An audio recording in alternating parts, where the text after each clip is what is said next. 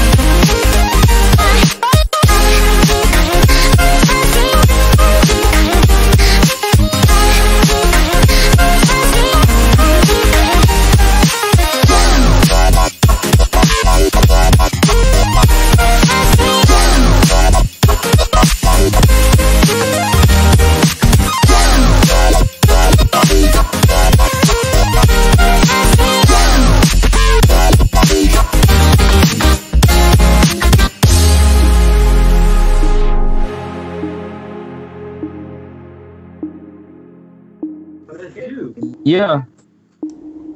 Wait. Q, you ready? They can get shit. You have to. Yeah, motherfucker. If you want to do it, do it. Get your ass on. Hey, look. You want to get your ass in the goddamn in the podcast. Hurry the fuck up. Get Skype. Get your ass on. It's the number found in work. Greg want to get in the podcast. Give your Skype in GT. Always be the I don't hear it. that you're dealing with. I don't hear it, my nigga. Get your ass on if you want to do it. If you're not going to do it, shut the fuck up. Either way. Be quiet. Trying to find my damn Skype play. I ain't finding shit. Give your Skype name the goddamn GT. Give your Skype name to GT. Did you understand that? Oh my fucking God. I'm not gonna wait, man. Have you submitted your code? Okay, look. No. And then you. He say he's. Can y'all hear him? Sleep, but I'm not gonna wait. Okay. Can you hear? Like, what the fuck I said? I'm not gonna wait, man. I just let me tell the kid, nigga, I ain't got nothing to do with that. That's between y'all two. And I will collect What? Motherfucker, send it to him. I got this other shit to me. So anytime you guys. Now's the wrong time to be spelling shit to me. I logged message up on you or. A bottle and a half, my guy? No. Don't spell shit out to me. Going to training, you need to fill one of these forms out because we're going I gotta to correct your time. Good, man. We good. Okay, you Y'all can see me, can't y'all? Yes, we can. Yes. Okay. You stand up like you got a plan. I look like I have a plan. Plan. Go ahead. Yeah. Okay. That's my plan right here. Guys, this is Workday. Wait, You hold on. sign into Workday Yeah, that's with my your plan right SSO. So first, concentric Good ass night. and your SSO password. And this is how you're gonna go in. You go to your Anywho. time. Everybody ready? Yeah, I'm ready. Yeah, so far, yeah. All right. Yeah. Right. Yeah, you sound better. All right, we live. What's good, everybody? This is the friendly neighborhood admin, aka Talos Gundam, and welcome back to another RealmBreakers podcast, folks. Yeah, I know we took our hiatus, but y'all know why, man. You know, we had to have that week, at least to ourselves, sometime or another. But y'all know what it's about. I'm here with three of the baddest, and I mean the baddest people ever. First and foremost, we're going to introduce the shortest member of our group. You know, you can barely see his head height. We talking about Jim. I knew it was gonna be one short. I knew it was gonna be one short joke. I knew it was going to be a short book in there. But you know what? Once I hang on, and people, we'll be off. We'll all be fine. It's all good. Yeah, this is Jenna RealmBreaker. If you want, you can go find me on Twitch and everything. Actually, yeah, in about, I'm gonna be sure. So yeah, you can come on through the Twitch and everything. Find me as well. Oh, yeah. You know, next up, we got the usual suspect. I mean, the usual suspect. Y'all know him. Y'all love him. Some of y'all don't even hate him. Y'all just want to see him glove sometime. We got that toxic boy, you know, the fox is in the house. What's good, bro? What's good, everybody? This your boy Toxic Spy back again once again today, people. Today we are here for another RealmBreakers podcast. How y'all doing today? I almost said all that in one breath. I tried. And last but certainly not least, you know, once again, y'all know, because I got to mess with him. Andre the Giant's little cousin, twice removed. GT, the Great. What's up, bro? I hope you catch cramps in both your ankles, nigga. Anywho, what's good, everyone? It's your boy GT. About to go ahead and get this podcast rolling. And yeah, hope you guys like the new changes to what I did. So yeah, we're gonna go ahead and get straight into it. The first topic is what characters should Akira Toriyama, for those that don't know, the creator of Dragon Ball Z, should make canon next, seeing that the Broly movie was such a success? Bring my nigga Janemba in. Damn it. That's one. Yeah, dead ass. Why I have to agree. Why Janemba? Why Janemba? Yes. Okay, so out of everybody that they faced, this motherfucker was literally breaking fucking different dimensions and shit. And he fucked them up until they decided to fuse and shit.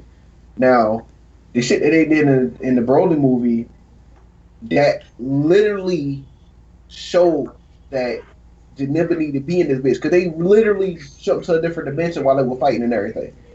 Like, why not bring Janemba in?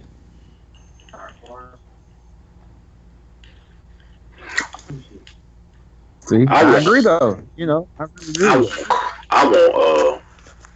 I want Cooler.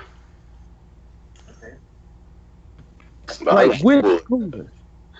First Cooler. I mean, I want Cooler because it makes sense for them to meet him because he's part of Frieza's family and whatnot. We met Frieza's dad and whatever, but I feel like we should eventually meet Cooler because it makes sense for Frieza to have a brother since he's in an empire, since he's part of a royal family. So it makes sense for him to have a sibling or siblings. So yeah, I mean, I wouldn't mind Cooler. Probably end up giving him his own because I mean he in Heroes and he got a golden form and shit. So yeah, but I want Cooler. Okay. Yeah, I can post with the Cooler idea. I agree. Okay. Well, yeah, I agree with both of those. Like, I really do. I really would love to see both of them show up. Honestly, I wish they would make Mira and Troll canon. Oh, like, hell no! Pull them from that verse, pull them from Xenoverse, and like legit make them canon. Like that would be fun to see how good of a fight this really would end up being. It's after Broly, right? Yeah. Hell no! Hell no! That's nope. Wait, who did you say? Toa and Mira? Mira and Toa. Hell no! Yeah. Why? Man, that story about to become so goddamn convoluted. Like, that story about to be why? Bro. Yeah, but then I mean, I wouldn't mind that. It's just you would have to kind of rewrite. I instead of just make them canon, but I would kind of rewrite them so we don't bring in fucking Xenoverse, because then it would be like, say if Tora Mira's canon, that means fucking. If Tora Mira's canon, that means fucking Xenoverse is canon, and ain't nobody trying to figure that shit out. So I would like to make them canon. I would kind of rewrite them, and maybe rewrite them because I don't want people don't want because people are like, oh shit, well now that they canon or whatnot, fucking Xenoverse and Heroes probably might be canon too, but Heroes can't be canon. It's a video game world, but I mean. I wouldn't mind that. You just gotta do it a certain way. You have to rewrite them like you did Broly, Yeah, that's what I'm saying. Like, I mean, that would be something that's easily fixable. You can rewrite them and everything else, and that would be pretty good. Like, I mean, you don't have to just keep them on the same path that they're going on, but the main continuity will have their own version of Mira and Toa. Just like other Dragon Ball continuities have their own different versions of Goku and Vegeta and everybody else. Yeah, basically. Hey y'all, I'll be right back. Take your time. All right. I'm not sharing my damn. What the hell wrong with it? Okay, my bad. Really? Okay. Okay. So I know it's a stretch. Well, okay. So when it comes to so when it comes to characters that I want them to see to make canon next, Yeah, I agree with Toxic. I want to see Torian's perspective on Cooler. Like, how will Cooler be made into a canon series? I mean, considering that it's showing that okay, so in the Broly movie, it was showing okay, yeah, we got no signs of Cooler. We don't know what he's doing. We don't know what he could be doing. We don't know if he was like, that reject child or any of that stuff, or maybe he didn't have the stones to, to rule over the galaxy. So I guess that's I why feel King you. Cole want to try again I or mean, something like that. who's the older brother, right? Yeah, Yeah, yeah. Cooler yeah. is the older brother. So I feel like, okay, so with Frieza wanting to rule over the galaxy, there had to be a problem with Cooler as to why he isn't ruling the galaxy. Like, seriously. And a lot of people say it would make sense and a lot of people say it would make sense for it to have Cooler because we already did Broly. Now, what's up with Cooler? Not to mention that would give Frieza a more in-depth character if Cooler was canon because we saw what Toriyama can do with Broly. Let's see what he can do with Cooler. Mm-hmm. Speaking of Broly, about to go ahead and move straight into it. All right. The Broly movie review. If y'all do not recognize this background, it is the background where Broly and Gogeta fucking broke realms twice. But it just looked like they broke one whole realm. Edited by yours They truly. broke. They broke the fabric of time and space. Bruh, I'm asleep. Devin, you might want to look in the comments there, big fella. Yeah, you got somebody from the Y came through, didn't Yep. What? What? Yeah. Yeah. Hold on. But in a new fashion, before we get into before we get into anything else, it is time for shout outs. So if anybody has anyone out, go ahead. All right, you know what? I'm gonna go first real quick. I'm gonna go first really, really, really, really quick. Like, um, shout out to my new channel partner and kind of upcoming learner. That boy Wolf, because he finally decided to try to learn from not just one realm breaker, but learn his own way and try to find his path in the world. So shout out to him for growing up. For one, Man, fuck that nigga. Nah, I'm just playing. Nah, I'm just playing. Hey, Will, I love you, man. Here we go. but yeah, shouts out to him. And in all serious though, shout out to my clan on Warframe, the Night Watch clan. Definitely showing y'all props and love because y'all y'all got together and gifted me both Ember Prime and Frost Prime. So thank y'all. Thank y'all. Oh, shout out to shout, I got shout out to my boy in the comments. That's Zay. He's in my class. Hey, classmates. Good shit. Good shit.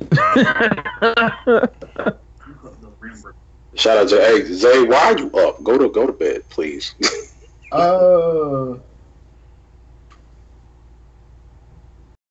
don't have no shout outs. I ain't shout out nobody. You can shout out yourself. You know what? Nah, I shout out Jose. Jose's a good Jose. Don't ask. Do not ask. yeah, I mean, he's a cool ass friend. But actually, you know what? If I'm gonna shout anybody out, I'm gonna shout out the brothers, all of y'all motherfuckers. Even though I don't like all of y'all, some of y'all motherfuckers are cool. Some of y'all are okay. You know, Okay. some of y'all get on my nerves. But hey, y'all all brothers. So I'm asleep. shout out all of I'm asleep. Yeah. I'm in a coma. I'm in a coma. y'all. Like, say he sleep, get on my nerves a lot of times. But I mean, he's still a brother regardless of whether he get on my nerves or not. Shout out the punk ass that hope be getting on the damn podcast. I don't see his ass shit. I told you I was not gonna wait. You know your kneecap's weak too. It You look plays short. so fast, Okay, we love you too.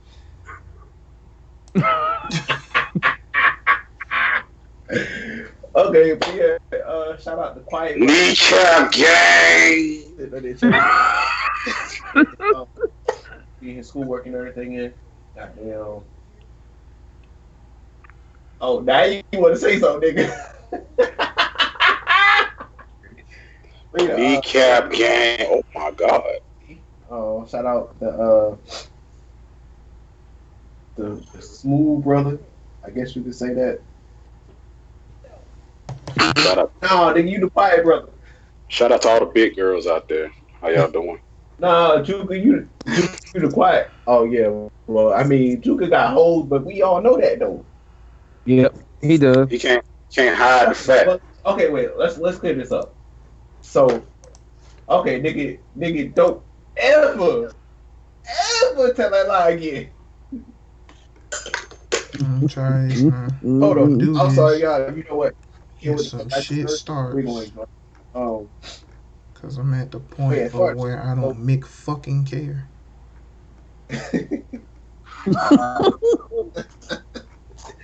I just shouted out all the brothers and everything. Everybody good now. You going about to finish. There. Anywho, Can y'all hear me on these Bluetooth headphones? Yeah, I can hear you. Yeah, Okay. yeah, we can hear you, and you have no echo. That's actually pretty great. Okay, so I'm gonna use these from now on then. Okay, cool. All right. So moving on to the next topic, which is the Broly movie. We're all here to review the Broly movie. We've all seen it. If you have not seen it, you might want to skip this part because you're gonna get some spoilers. I'm gonna let you know that shit right now. Right now. Right. Can I go first? Go ahead. Man, this movie what though?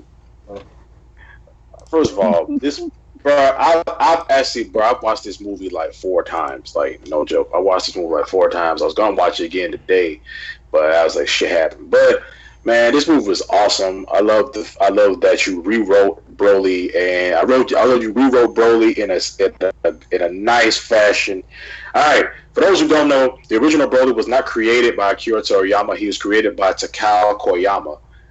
Takao Koyama is also the person that he made a bunch of other movie villains such as Janemba, Bojack, and Harudagon.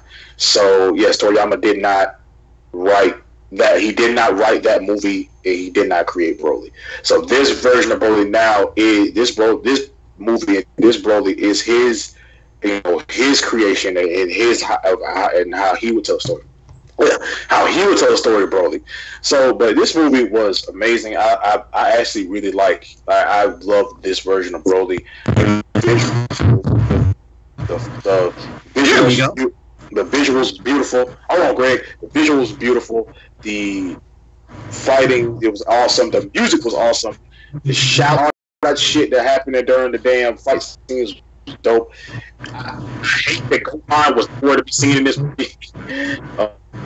I love Piccolo, but I'm having some audio trouble. What the hell going on? Shit, let's get the science lines.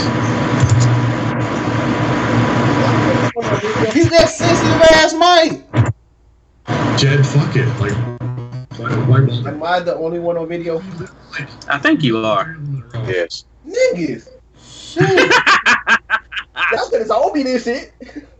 I mean, Nah, I mean nothing, motherfucker. Fuck y'all. Y'all could have told me I was the only one on goddamn video. I thought you knew though. No. I'm sitting here looking at my picture like, okay, well, Wait, why I don't see nobody else? Y'all some niggas. I mean, Nah, I mean, fuck all y'all. Y'all could have told me, goddammit. But yeah, man, the movie was really dope. The story that it told behind it as well, and I love how Broly's still around, and he's not. They didn't make an enemy of. They didn't really make an enemy of him.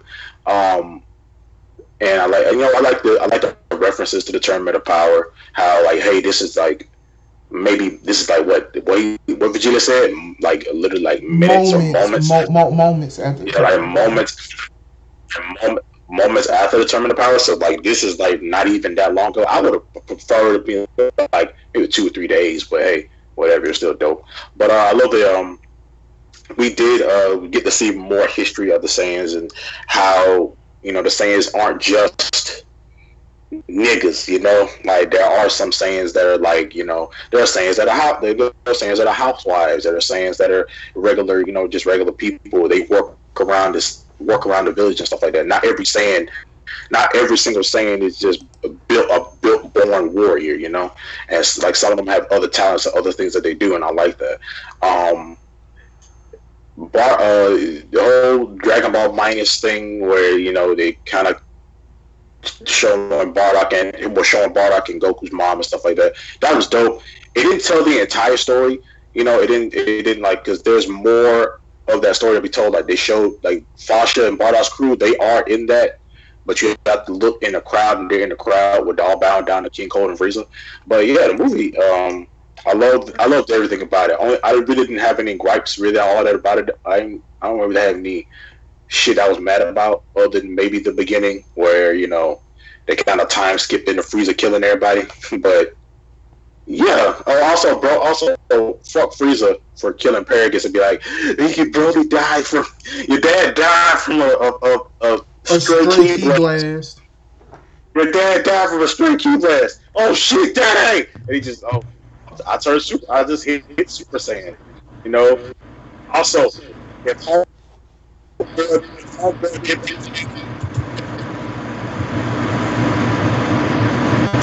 Mute that sensitive ass Mike.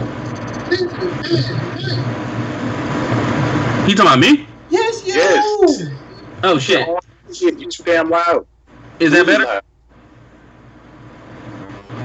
Is that better? Fuck. Air conditioner off. Go ahead, toss it.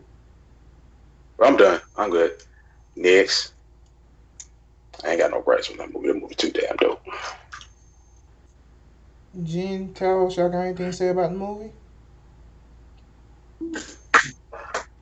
Actually, I do, but am I good? Is Yeah, you good? Yeah, you good. Go ahead. You good now. Alright, so pretty much what I want to say about is like, yeah, pretty much I gotta agree with Devin. Like, this is pretty much the best iteration of Broly. Because don't get me wrong, I was gonna love older Broly, but this one here is pretty much, it made him into what he is, because it makes more sense for this Broly, because he grew up on a planet where he had to learn to adapt. So he had to learn how these insects or whatever else on the planet attack, so that he may better survive and be better than them. And of course, fighting his dad.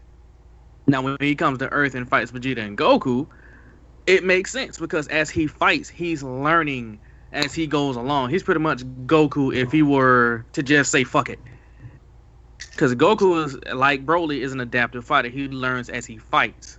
But Broly was doing that shit on a different level. Like as the fight progressed, he started taking less hits and giving out more. Like, that dude's a fucking savage. I love how they made him. And even in base fucking form, he was holding his own against Super Saiyan, for crying out loud. Even in God mode, he wasn't even Super Saiyan yet. He was just pretty much, as they explained, using the power of the Ozaru, just wasn't actually in the form of the Ozaru. So he was keeping up with Super Saiyan God, which was really fucking ridiculous. Then, of course, when Goku jumped his ass in, it was a good fight. It was like, yeah, it started out in base form, went up to Super, found out that Super wasn't working, went to God mode, and had Broly sitting there for a minute. But Broly, which also amazed me, saw him use this move once, turned around, used it on him, and gave this man the Loki treatment. And if you're not sure what the Loki treatment is, just go to like almost the end of the movie on Avengers, and yeah, you'll see exactly what happened to Goku. It was funny, it was fucking brutal, and yeah, Goku almost died at that point, Brand. And it still amazes me, though he was getting his ass kicked when Vegito hit the scene. He was keeping up with Vegito for like the first few minutes he was there until Vegito was like, oh, I mean Gogeta, my bad, it's Gogeta, not Vegito. Correction there. But Gogeta was like getting in on his ass. Then like, okay, hold up, gotta stop playing with this man. Went blue, started kicking his ass. But I also like how they actually gave him a character. He wasn't just a mindless warrior. He was just pretty much a child in an adult's body that wasn't exactly taught about the world as he should have been. He was just like, yes, yes sir, no sir, and yes sir, yes sir, no sir type person, which kind of bugged me. But of course, people was actually giving him a shot rather than just using him as a warrior, as like some type of warrior. But of course, his dad had majority rule, which I kind of felt a little bad for Broly, and more so for and less for Paragus that he died, cause yeah, fuck Paragus. But at the same time, you can tell that kind of hurt Broly to his core, cause that was his damn dad. That was the only person he knew for like however many years they've been on this planet. And then to have his dad die, yeah, he pretty much did to him what Frieza did to Frieza did to him what Frieza did to Goku on planet Namek. Except for that was his best friend that died, and here that was his dad.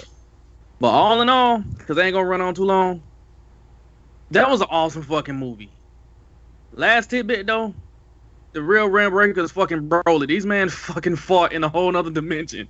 A whole nother fucking dimension. But anywho, I'm done. Next. Shit. Jin Talos. What can I honestly? What can I say that hasn't really been said already? Like, this was basically that movie. This was by far that movie.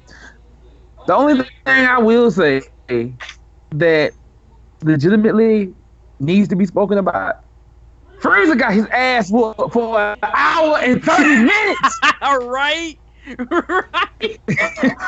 We ain't gonna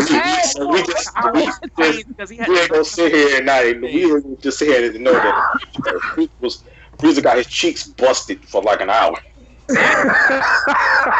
Like an hour and a half, because you got to think about how long it took to actually learn how to do the damn fusion dance before he actually started doing it. Oh yeah, boy, he got his cheek busted for almost 2 hours. Oh shit! I would expect that Frieza to get maybe one hit in, but no. You fit no. I'm gonna whoop your ass right here now, you lizard bastard. Right. Man. Also, one last thing. They kind of opened the world up to like fucking Xenoverse shit, right? When they did go to different dimensions and shit. Probably could have fucked some shit up there and opened the world up to that shit. But that's just my last little tidbit on that. Go ahead, Talos. Oh my god. I don't even yeah. Like I said, yes. Overall, I have to give the same ratings that everybody been giving this movie. Like, this movie is tops. It is. Like, it was way better than the older ones. I still pay homage to older Broly, but yeah, and still, cause Broly is my nigga all day, every day. But new Broly beat that ass. I'm just saying. Right? This man held his own.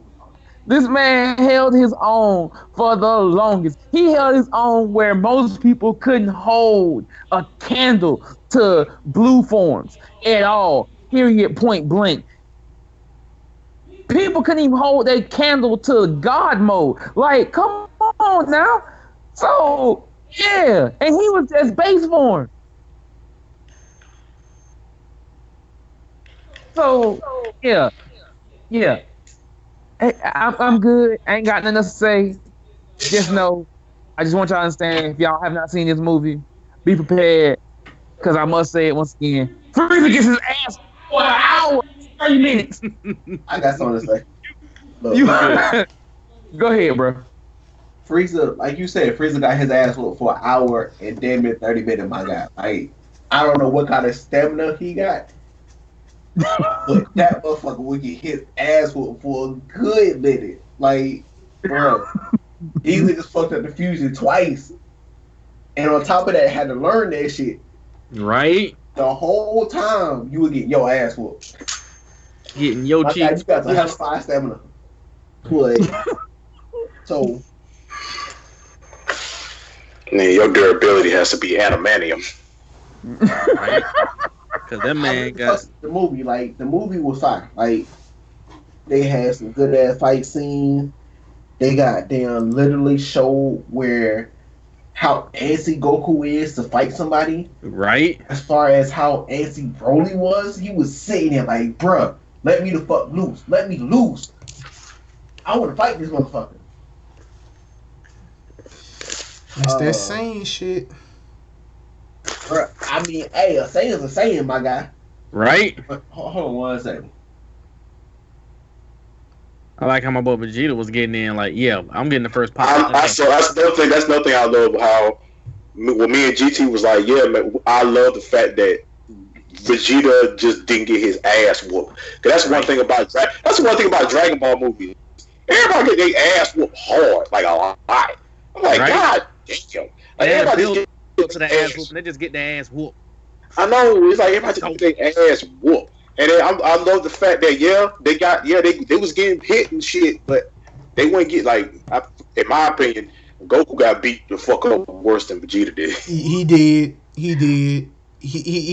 There's literally no denying that.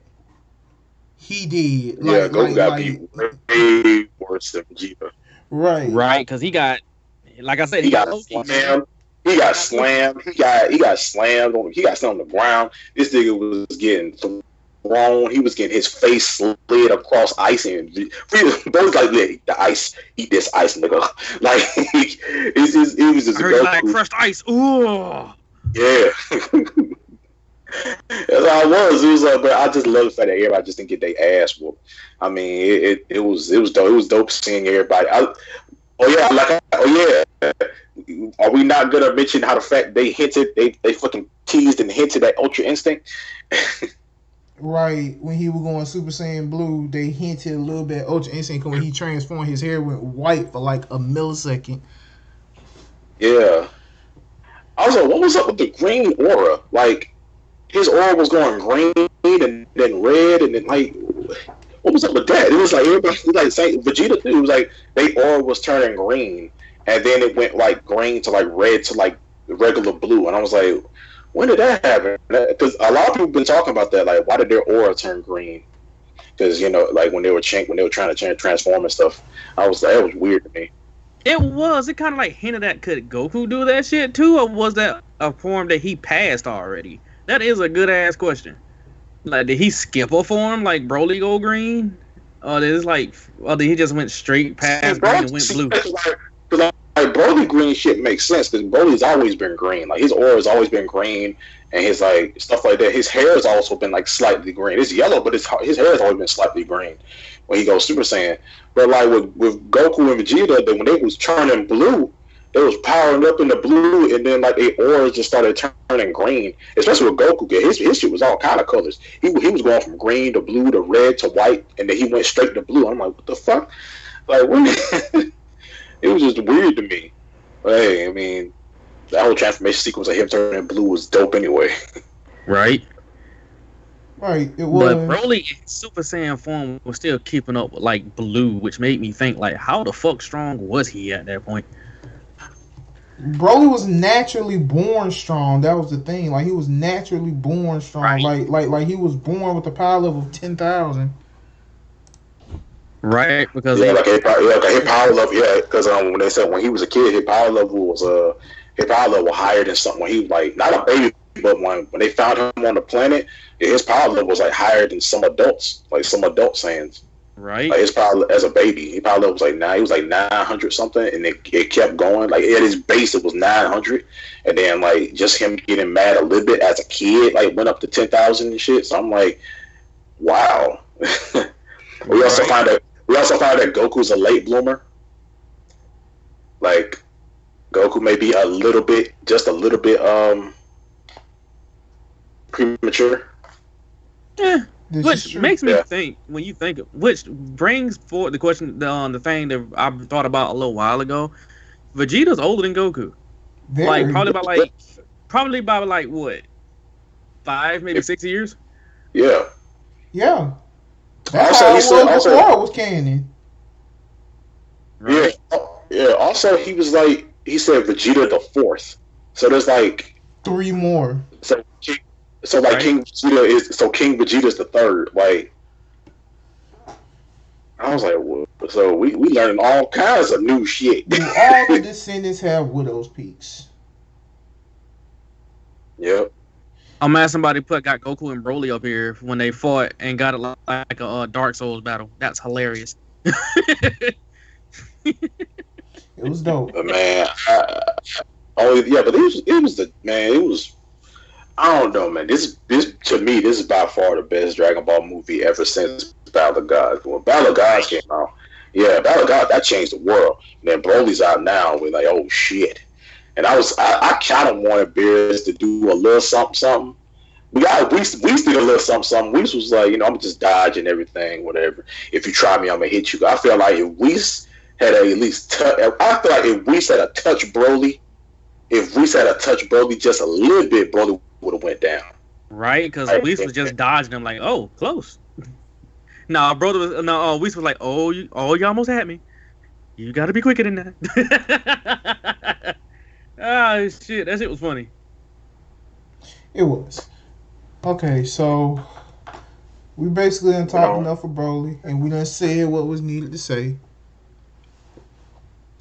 And we about to go ahead and move on to the next topic, which is the Kingdom Hearts 3 review. If you have not beaten it, you might want to skip this part. Oh yeah, I'm out this bitch. Nice being here for the Broly thing. I don't want that spoiled for me. Well, we will let you know when to come back, Rikitsu. So distance yourself away from everything because this is absolute spoiler territory. Y'all hear that in the comments? Right. Spoiler territory. If you have not beat this game, get the hell out. Right? Because I don't want to hear a damn thing. I don't want to hear a damn thing about you spoiled me. I'm giving you a warning now. If you have not beat the latest Kingdom Hearts 3, get out. Mute us. Walk away. Grab a snack. Go take a piss. Go take a shit. And then come on back. Because you will get spoiled. Now that that's done, Kingdom Hearts 3, me, Toxic, Talos, and Jin have beaten this game. Now, your thoughts after waiting fucking 13 years.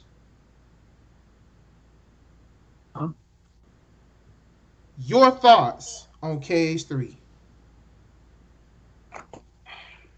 Man, this game was dope. Hey, but all seriousness, this game was well worth the wait. It was the only gripes I have about the game is I don't like how Twilight Town is super small. I don't like how Twilight Town to me is too small. I really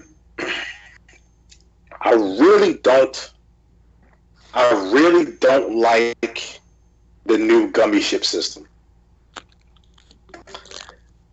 I like the concept, but I like the concept, but I really don't like the new gummy ship system. It's yeah. But other than that, this game is amazing. I love this fucking game. I mean, I beat it on proud mode. I beat it on proud mode. The last few bosses, man, when you fight organization, you fight them all at the same time. It ain't no, it ain't no one-on-one shit. Hell no, you gonna fight at least three or four of them at the same damn time. Like, it was amazing. I love it, man. Wow. Go ahead.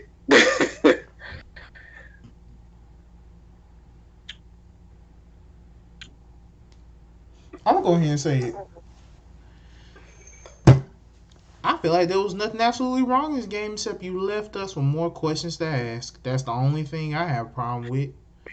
We waited. Yeah, he said he was gonna do that. I don't give a damn. I waited too long for this game.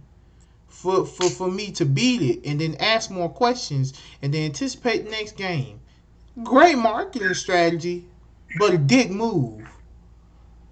Okay, I had to wait 13 years for this game. It's beautiful.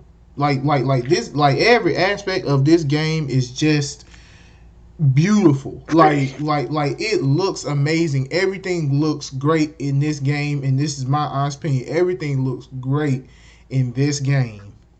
From the story to the art to some of the new keyblades, to the keyblade system, to some of the worlds, they all are great.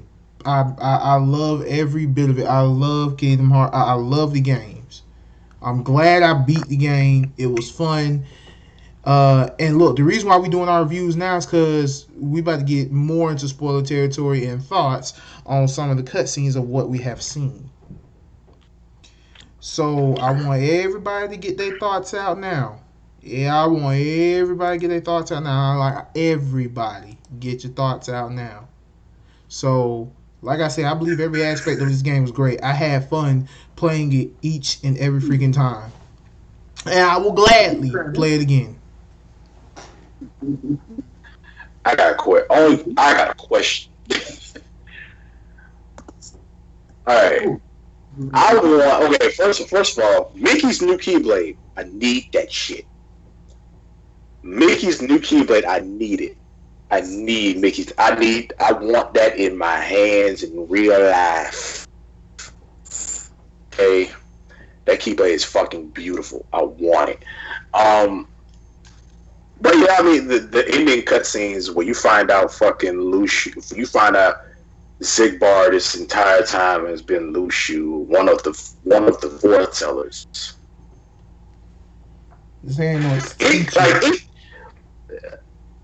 Yeah, it was like, bro, it killed me. Like, what? How? Who the fuck? When? Lucio, we don't even know what you really look like. We've never seen what we've heard his real voice, and we've heard his real voice because that Zigbar, all that shit, that's not his real voice. But we've never seen this man's real. We've never heard Lucio's. We've never seen what Lucio really looks like. We just heard his actual voice. Same thing with the Master of Masters. We don't know what he looks like, but we know his voice and personality and shit. How? And Lucio just has the power to bring niggas back to life? Like, I'm bringing the foretellers back to life. Hey, y'all. Hey, these my old friends. These the old crew or whatever. You know, y'all got your own shit going on. Like what the, like. And we still don't know what's in the damn black box. And the black box the whole time was in the freaking the whole time was in the Keyblade graveyard. I'm sitting up here like, how big is this freaking graveyard? This place was huge. Like, the Keyblade graveyard was freaking huge, and it was parts we never even go to before. And I'm like, how do you even? But the gameplay is immaculate. It's frantic as hell. Like, gameplay wise, it's frantic as hell. There's so much to do, but I love the system. I love the mechanic of you can combo into a combo into a combo into an ultimate. Like, I love that. You got to build them up, but I love it. I love the combat in this game. I love the dialogue factor of we could be walking around and still have dialogue, and there are no text bubbles. You have to read the shit anymore. I love that. The mini games, I'm going back and doing the mini games. All the mini games are super fun.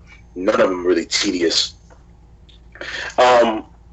World wise, I feel like maybe we could have maybe one or two more worlds, but it's still good the way it is. It's still great the way it is now, but I kind of, to a degree, I feel like we could have maybe one or two more worlds. We have a question. But, hey, the question is everyone's favorite Keyblade in Kingdom Hearts 3.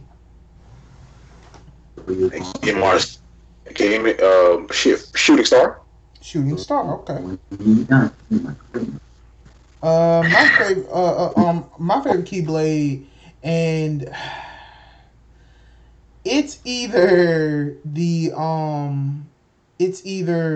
one you get from Monsters Inc., Favorite Deputy, or the one you get from Pirates of the Caribbean. And when I say the one from Pirates of the Caribbean helps a lot, it does. Oh yeah. It helps a lot. Now, I have yet to craft the ultimate weapon, but one of our fellow RealmBreakers, Jen, has crafted the ultimate weapon. I don't know if he is still here or because right now he has some technical difficulties on his end.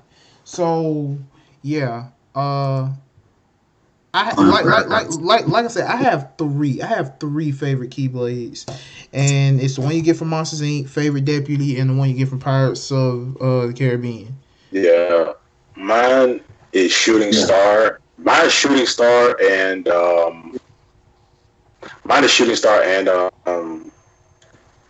Nano Gear. The one you get from Big Hero 6. I love that. Oh crap! Keyblade. You know what? Scratch that. I'm gonna take Favorite Deputy away and put Nano Gear in its place because.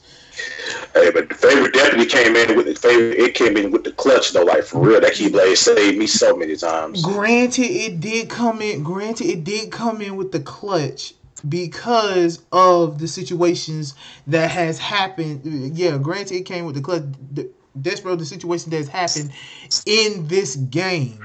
This game will bring you to the brink. Like it will. Especially the final boss battle between Xehanort. This game will bring you to the brink. Xehanort ain't fucking around. Xehanort was like, hey man, you wanna beat me, you gotta work for it. Old man Xehanort said, fuck on. Come on, let's go. Let's do this. This man has 5 phases in his boss fight. 5. 2 in his armor and 3 in his regular. Well, 2 in his armor and 3 in his regular form, in his regular state. But he's using the X blade. Man, I'm telling you how this old man gave me an ass whooping. This old man gave me an ass. I felt like, man, I literally felt like I was going outside to pick a switch. Cause this old man beat my ass. It was dope though. I had fun doing it. I'm gonna train up though. I'm gonna beat his ass and watch. And that's another thing about this game. Most of the boss fights that you had, they were not those strenuous boss fights that you had in previous games. They all were fun. Yeah. Some of it frustrating, but it was fun as hell. Frustrating. I'm looking at you, Toy Story. I was so sick of fight. I was so sick of fighting mechs. I was so sick of fighting big ass robots. I was tired of robots. I was so happy to get out of that world. Oh, when you fight mechs, now we gotta fight some goddamn. Now we gotta fight some goddamn dragons. We gotta fight a big 4-legged dragon and shoot fire and shit. Fuck that, boss. Go ahead, Talos. I know you got some more. I know you was like mad. You were mad as fuck with some of this shit. I heard you. I was there. So let me go ahead and tell my side of the story real quick. First of all, we're gonna go back to these keyblades. My favorite keyblade, my favorite shit was favorite deputy. Why? Because when that hammer is maxed out, and yes, ladies and gentlemen, I've maxed out majority of all my keyblades. When that hammer is maxed out, do you want to know what it is? It turns you to the god of ban. You ban niggas to the salad round. I promise you. I promise you. That keyblade ain't no joke. I love favorite deputy, but I didn't use the drill mode that much. And I love drills. I did. We know Simone. I did. I pierced the heavens. I was high five in the sky, but damn, I was, Look, that's exactly what I'm gonna do. And I'm not gonna lie to you. Yeah, I'm one step short of Ultimate Weapon, which I'm fitting to go back and do and just refight just to see. Quick side. I gotta fight some of these. I gotta fight super bosses. How do you get it? You have to craft it. Or you make it? You have to craft it. Okay. You have to make it. You gotta craft it. And apparently coming from Jin, when you craft it, it's already maxed out. Makes sense. It makes sense. Right. I'm just Bro. I'm just putting that as like a quick side note. Can we talk about that real quick? The crafting Can of we the talk about keyblades? that? Like the whole keyblade and leveling it up thing? Yeah, All yes right. we can. I see. Before you get there, before you get there, real quick, before you get there, Toxic. To answer your question, Tucker, I think I am the first out of all of us to get the cooking keyblade. I have it because I went through. Yes, I found out where certain stuff was that normally, if you don't go looking for it, it takes you after the game to get that keyblade. But I got all the recipes and I got the top excellent marks on all of it. I took my time out to do that. So yes, I have the cooking keyblade. It's fun. It's dope to use. It really is. Just to see yourself hitting somebody with a frying pan, it's fun. It's fun. I'm guessing Like, it's really fun. I'm guessing you must have to get like 3 stars on all the ingredients or something, or you have to get the bistro to 5 stars. Yeah, you gotta get the bistro, and the easiest way to do that is first off just going to get all of the recipes, which is basically looking for ingredients everywhere. Just go look for an ingredient. Just no matter what, every area, hit something. Look for something. If it looks out of place, hit it. So that way you can see if you can get or pick it up, because there's an ingredient everywhere. Can we also talk about something else? Sure. Go ahead. Hey, Sora, there's a lucky emblem. You know there are 90. Okay, there are a total of 90 lucky emblems in the entire game, right? And, bruh, how the fuck? Like, sometimes basically, to those who don't know, a lucky emblem is basically anything that's in the shape of Mickey's head. Before we started the cast, I was going through the game looking for all of them, and I found like 6 or 7. I found like 6 or 7, and I found 3. I found 3 in Tangle's world alone. There's like 3 of them in her in the town, and there's one that's like really high up, and I'm like, how the hell am I supposed to know this is here?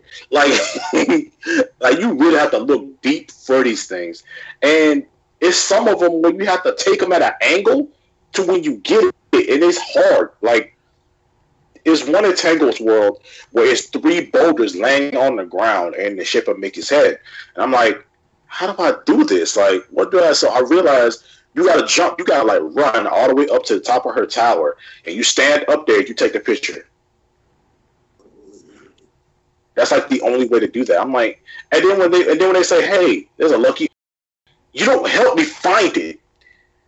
You just say it's there. So now I'm just sitting like, so now I'm just saying like, where the fuck is this? But you don't tell me that. You don't tell me where. It's just, hey, there's a lucky emblem here. Where? Point me in direction, duck. All right. Especially with sword. Where? What's good, like, Ashanti? What's going on, bro? Oh shit! Got the tall nigga. What's good, Ashanti? No, I didn't find the secret bosses because after I beat the game, I'm taking a break on it, and I'm gonna let you know that right now. I'm taking a break on that damn game, sir. Yes, I am. I am taking a break on that game. My only goal right now I have for the game is to get to level 50 and find all lucky emblems. Hey, look, I just sat there and found all the lucky emblems, and I found all the treasure. I even got the ultimate weapon. I need to catch up. Hey, okay, thing about this, I'm almost done with the lucky emblems. Actually, I have almost all of them, and treasures. Yeah, that's I'm about there too. But I ain't finna lie. I ain't now on lucky emblems. I ain't because that's a bitch move. That's a bitch move, baby. Don't have the lucky. If you are 90, you need to get at least 30. If you are standard, you need to get at least 60. Get them fucking emblems. I don't care what you say or how you do it. Get the fucking emblems. Trust me, it's worth it. I know it's worth it. I'm getting them. But remember, this is all spoiler territory, meaning we also know about the other secret ending as well. Yeah. Yeah, the hinting of going to Sora, Riku going to Final Fantasy worlds. But apparently, we find out that that world is actually the world ends with you. Yes, the world ends with you. Wait. This is spoiler territory. Who you spoiling? We already said this is spoiler territory. Oh, okay. Yeah. So check this out. So once you actually beat the game, it does actually show you an ending where Sora wakes up in the goddamn this city. You in this area, the Shibuya, I think it's called, something like that. The 104. Y'all know all know that area. Yeah. So he wakes up in that area, and Riku wakes up in the Shibuya. No. Shinjuku. Yazu, what the fuck is that dude name is? Okay, y'all remember the cutscene from in the game? RealmBreakers. When you first the toys area? Mm-hmm. Yeah. RealmBreakers. Okay, so that guy, or the person that's in the area, well, he shows actually in that cutscene Fort Wrinkle. Yeah, he's sitting on top of the building looking at Riku. Mm-hmm. Absolutely. So I'm like,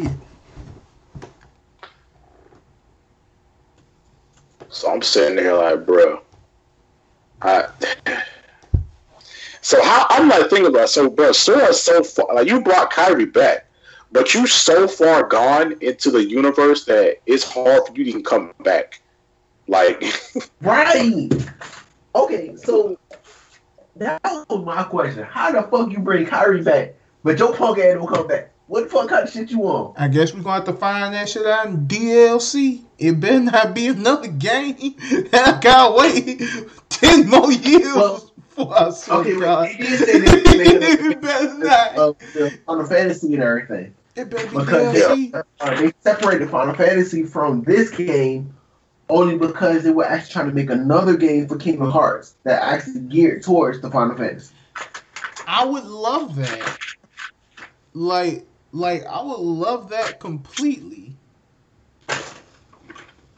I feel like you also get a Keyblade. The thing about it is for me though. Go ahead. Go ahead.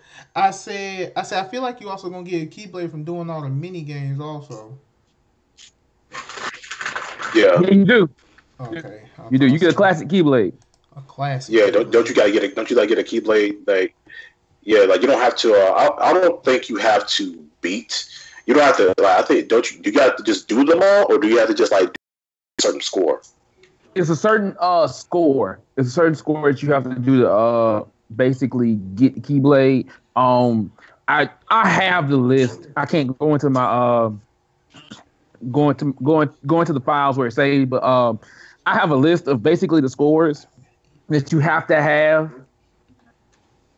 And yeah, and it's not that high. I'm gonna be honest with you. It's not that high. It's not like, oh, it's just super out there. No, it's easy.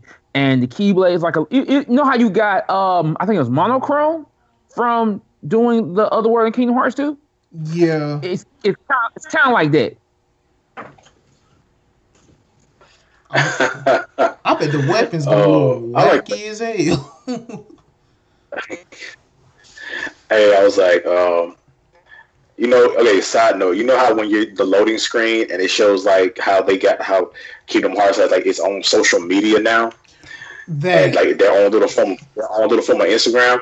I'm playing the game right now actually, and I saw one. It was Donald, and it said for a goofball, Sora's finally growing up and making grown up decisions. About time.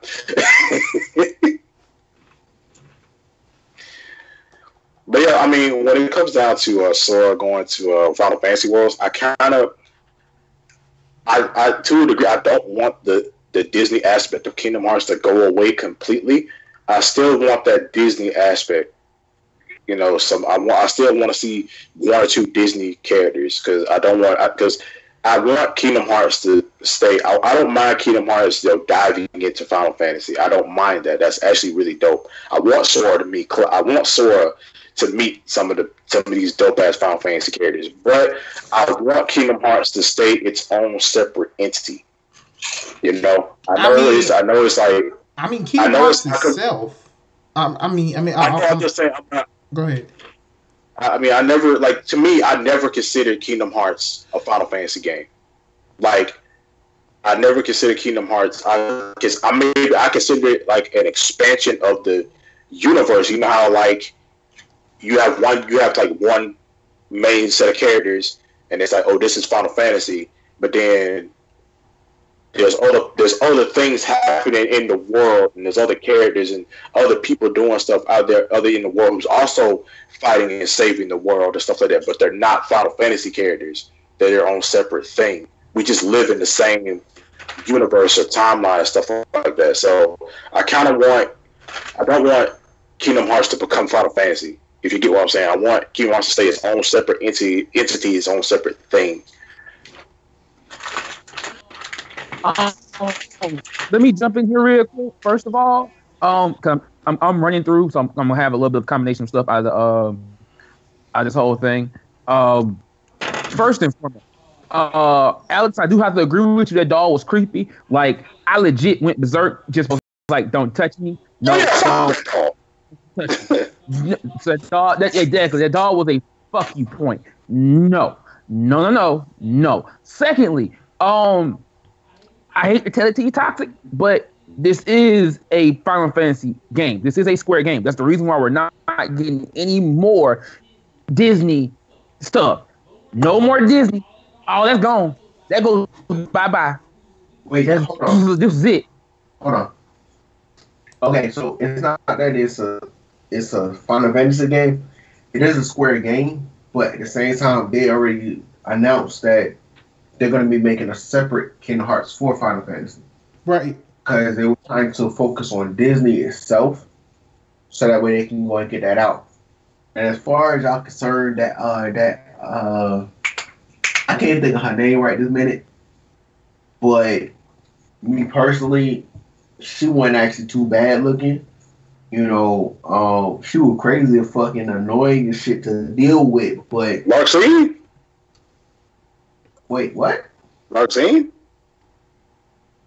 Oh, no, you're talking about the doll. My bad, Keith. You said crazy is fucking annoying to deal with, and I thought Larxene, but okay. Larxene was annoying as fuck to deal with as well, but I mean, like, Larxene was always annoying in any game the bitch was in. She was annoying. She was bad. Hey, she could back that shit up though. Indeed, as true as that is, it still don't change the fact that she fucking annoying.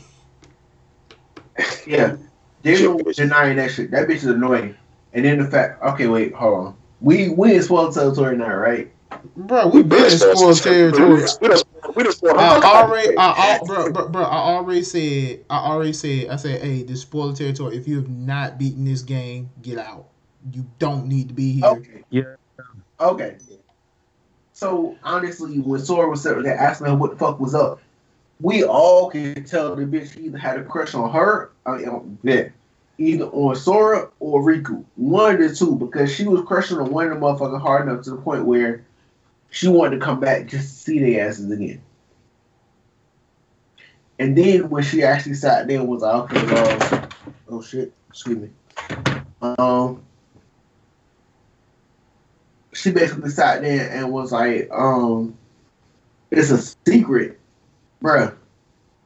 You legit just showed us that you were trying to hide some shit from either Riku or whoever the fuck was around at that point, which was only Riku and Sora. So, really? You want to fuck one another? It's okay. We understand. I mean, they of age. Oh yeah, that's right. They are kids at this point, aren't they?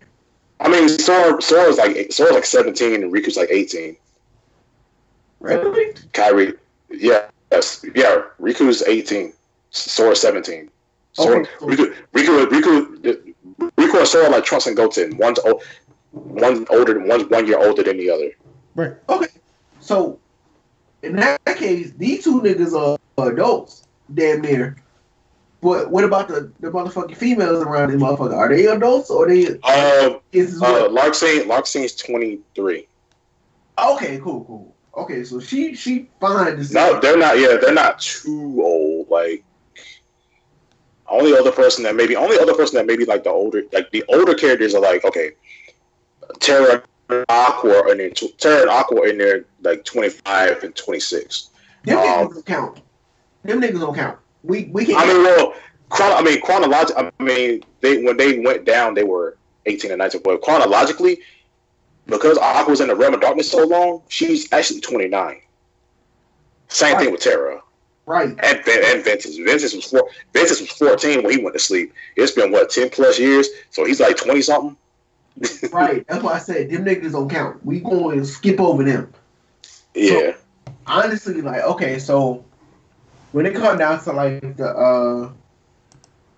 the Heartless and the Nobodies and shit like that, like, does Tom actually skip forward for them as well as like what humans do, or is it slow down for them? What you mean? Does Heartless and Nobody's age or something? Is that what you're asking? Right. Like, okay. Nobody's age, but they age a little bit slower because they're not completely human. They're not a complete person. Okay. Like they age, but they're not. They age a little slower because they're also kind of a monster, and they're like an empty vessel, empty husk. So, thing about it is, nobodies are destined to. If a nobody doesn't become its true self anymore, like how it's let's say if Axel stayed Axel forever, like he was never turned back into his full self. He was never like his full self again. Eventually, as time went on, he just faded into darkness. Like the darkness would just come and take him, like death. Like it would just come and take him. So, eventually, they'll just get pulled back into darkness. And that's why the Nobodies must reunite with their original selves. They're heartless. If you destroy the Heartless and you destroy the Nobody, the original person comes back. Right. Hence is why Master Zerno was able to come back, because Sora destroyed Ansem and Xemnas, and that's what his Heartless and his Nobody, and they came back together and created a whole person again. That's how Zerno came back. Oh. Right.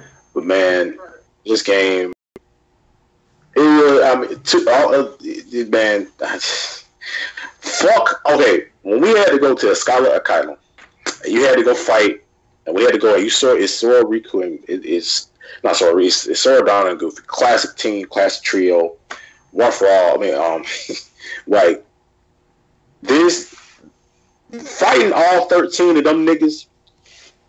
I was mad that we had to fight all. When you in that city, you had to fight all of them at once. I was like, this is gonna be long as hell. Because they all had 5 health bars. So I'm like, I gotta kill all of them one by one. This is gonna suck. And then I'm fighting them, and GT tells me, oh, they all share a health bar. So you ain't gotta worry about that. I'm like, okay, thank you. Because I was mad. I'm not gonna fight all these motherfuckers. Hell no. Not at once. Not at once. And then out of nowhere, I'm like, okay, cool. This fight, I'm winning. I'm standing. I'm doing some good work. I'm getting some good hits in or whatever. Out of nowhere, hey, you guys wanna summon the transmutation circle that killed Xerxes in one night? Here you go. This big ass circle come down, shooting big red beams of lightning down. I'm like, what the fuck is this? Then they attacking me at the same time. So I'm like, it was just too much. I had to pause the game. I'm like, man, there's too much going on. Stop it. Get some help. Okay, so final thoughts. KH3, awesome. Don't have us waiting 10 plus years for another damn game. Don't do that to us. It's happening. I'm sorry. It's happening. It's happening. And Kingdom Hearts 4. I don't know what the fuck. We're gonna be dead. We're gonna be looking down from heaven, but in Taos' case, looking up from hell. We'll be like, man. Honestly. Wow. Exactly. He said, "See, he agrees." But yeah. Before we move off this one, Alex, I have to say this, and usually I don't take up for him, but Donald did do his job. If you set him right this time, he does his job. So he does heal. He healed way more than he did in KH1. Wait, KH1 Donald still sucks. Just saying. Let me tell you about this Donald motherfucker. And you know what? I got a whole new respect for this guy. Like, I legit like Donald because of the fact of Kingdom Hearts 1, that nigga didn't heal. Kingdom Hearts 2, that nigga didn't heal. Bird by Sleep or where the fuck else that nigga was in, he didn't heal. But like in this one, he actually did heal. And then on top of that, when you got to the end game, that motherfucker he was at what was it called? Fucking Scarlet Zeta Flare. Oh yeah, that damn Zeta Flare. I was like, okay, so Donald been holding the fuck back. It pissed me off at first because I was like, okay, nigga, you could use this shit on some of the bosses I was fighting. But at the same time, I was like, okay, so I understand that, you know, when you use that shit, you use up all your magic and everything. So I kind of understand what's going on, but at the same time, I was like, okay, my guy, if you know stronger magic, I need you to use that shit, not goddamn sit there and fuck around in the back. Teach it to me. Teach it to me. I want to teach me Zeta Flare. Exactly. Okay, yeah, teach me Zeta Flare. Let that be like some kind of let that be like a part of a combo I get if I get you like level 50 or something like. Right, but Because people want that move. Like Donald powered up. Like you see him in the position and everything. He says, and you see the magic circle appear up under at his feet. I'm like, hold on, what is this? Hold on. Zeta is like Goofy's like, don't do it. Stop. Zeta Flare. What the fuck was this? Strong enough to blow back. Blue Terranort the fuck away. I was like, nigga. And I wonder if my boy fell down. Boom, boom. Ain't nobody asked no damn questions. Everybody was like, what the fuck? Yeah. That's it. I was like, hold up. I paused the game and everything. I'm like, hold up, wait. Hello? Right. Yo, but like, okay, so when that shit happened, I'm like, okay.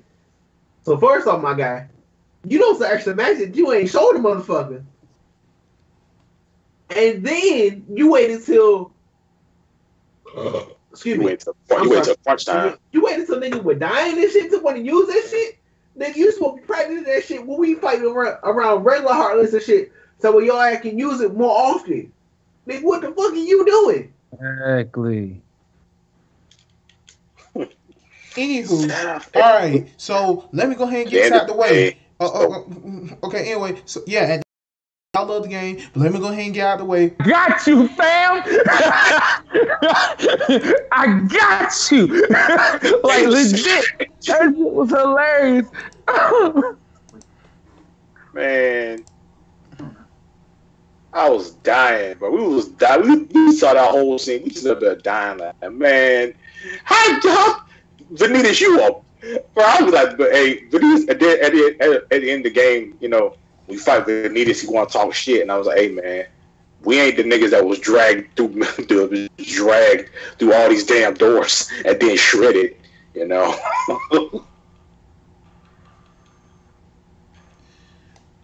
I think Jen had to hop out for a minute because he was doing himself a little drinking. Oh, drunk, yeah. You drunk? Yeah, Jen had to hop out. But okay, first off, I'm not drunk. I'm about to lay my ass down because goddamn, I'm good, but I'm not drunk. You dizzy? You lightheaded? You must be. Hobbit is tipsy. I'm not lightheaded. Like, okay, so look, this is how this goes. I do know I have to get my ass up in the morning, and with the fact that I'm actually been drinking and everything, on top of the fact of it's kind of, what time is it? 12:05. 12:05. 12? Oh shit, no more. Alright, look, so I am gonna holler at everybody tomorrow. I appreciate y'all coming through for the podcast and everything, but yeah, I'm about to catch me some Z's. So, peace out. Peace. Peace, bro. Alright. Okay, so hold on. Is he still in here? Let me check. Cause he might be. Nope, he is not. Oh well. Going back to what we are doing. We're going to go ahead and move on to the next topic, which is, the weekly anime thing, where I talk about the first impressions of an anime that I've seen, and the one I chose is The Promised Neverland, or Yakusoku no Neverland, however the hell you want to pronounce it. Let me go ahead and tell you something right now. Once again, this is spoiler territory. Very spoiler territory, very spoiler oriented. So if you don't want to get spoiled, don't watch this portion. Sorry. Anywho, going on with what the hell I'm saying. So, The Promised Neverland tells a story about an orphanage that you feel like is in the middle of nowhere, and you feel like that these kids about to go home to some loving families. They be all loved on, and I love you, kid. You know what I'm saying? I'm about to make you. You gonna be like one of the smartest kids ever. I'm gonna give you like the best Christmas, the best Thanksgiving, or whatever the hell you celebrate with a lot of food. I'm gonna give you all of it. Like I would give you the world type stuff. Not to mention these kids every piece. Yeah, every birthday gonna be immaculate. But anyway, going back to what I'm saying. So spoiled as fuck. Exactly. So these kids think, yeah, I'm gonna get adopted. I'm gonna go to a family who loves me and things like that. And that sounds like the life. But some of the children caught wind and found out these kids ain't going in no homes. They going into the bellies of demons. So the kids, like the top three smartest students, top three smartest orphans are like, nah, we gotta go. We gotta get up out of here. But they're like, but wait, we don't even know what's out there. And apparently they don't. Because it's Slick, a world run by demons. These demons are taking children and putting them up for bidding for food. And this is literally Shonen Jump's take on a survival series. Because, Shonen Jump mainly does their action stuff, mainly, with Dragon Ball Z and My Hero Academy and Naruto and Bleach, One Piece and all that stuff. But then when you brought in the Promised Neverlands, you basically said, hey, we're going to try something new. We're going to see if it works. And lo and behold, it works. The manga only has like a little over 100 chapters and it already got an anime. That should tell you more than enough what this has in store. Right.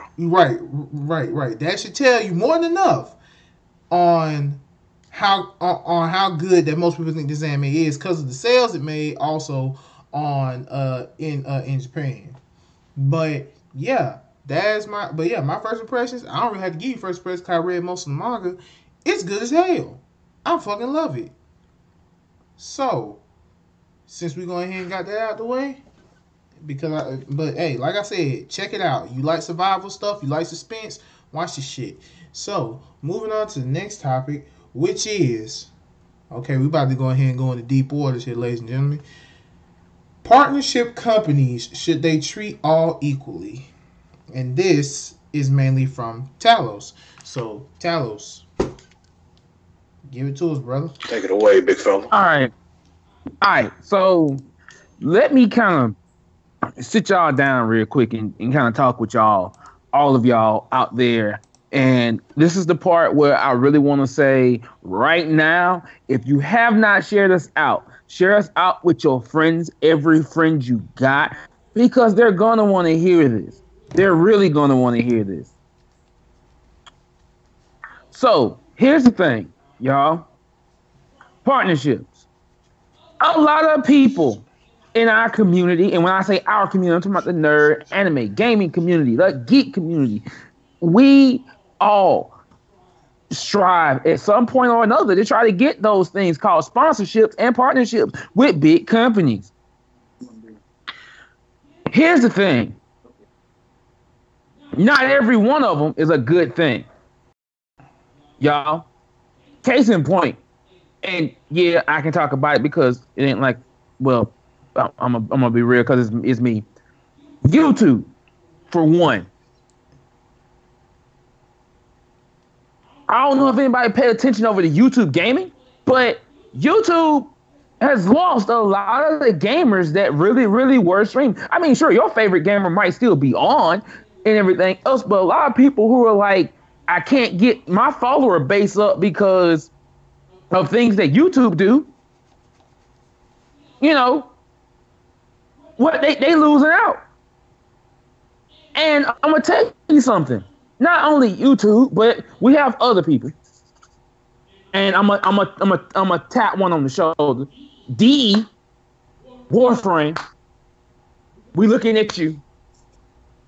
Reason I say this is because, hey, look, you legitimately show favoritism. You have a set of rules in place, but if one of your highly favored partners does something out of the way, oh no, it's a pat on the back. Just don't do it no more. And they've done it 6 or 7 times, you still giving that same pat on the back. Just don't do it no more. But if somebody who's up and coming tries to do it, oh, that's termination. That's expulsion. You got people out here struggling to make partnerships. Because, matter of fact, let me touch on this one too. Twitch, we see you. Yeah, it's easy to make affiliate, but when you really want to make that big time partnership, oh, the game changes. The game really does change. So, legitimately, I want to say this to y'all out there. For those of y'all that's struggling, we see you. We see you. Like, keep your grind up. Don't give up your hopes and dreams because of big time companies. But at the same time, raise your voice.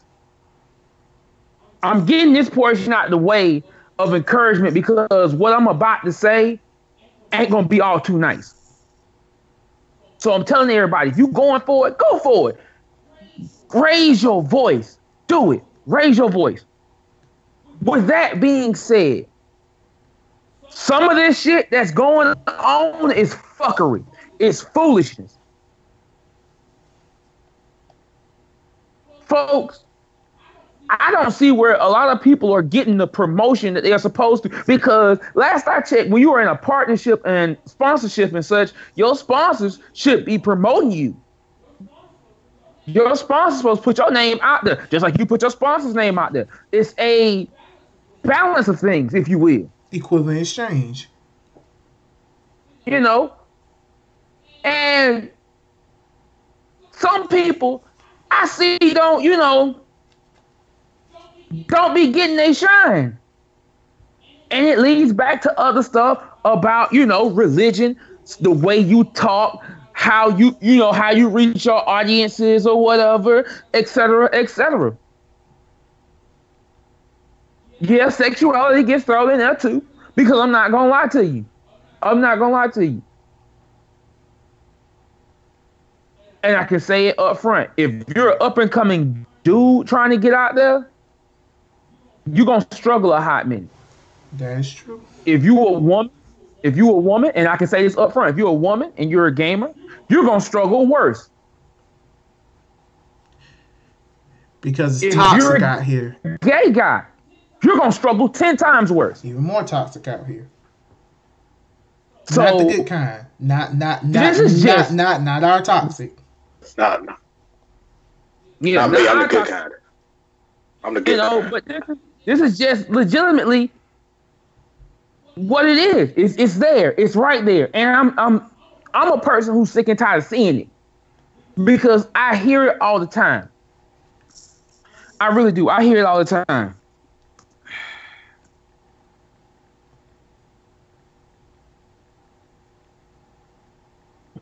But y'all, I gotta say this real quick. I'm gonna use. Like I say, I want to use this as an example. A person who I follow who actually helped me out on Warframe a lot, and I know he probably would be like, "No, you don't have to do this."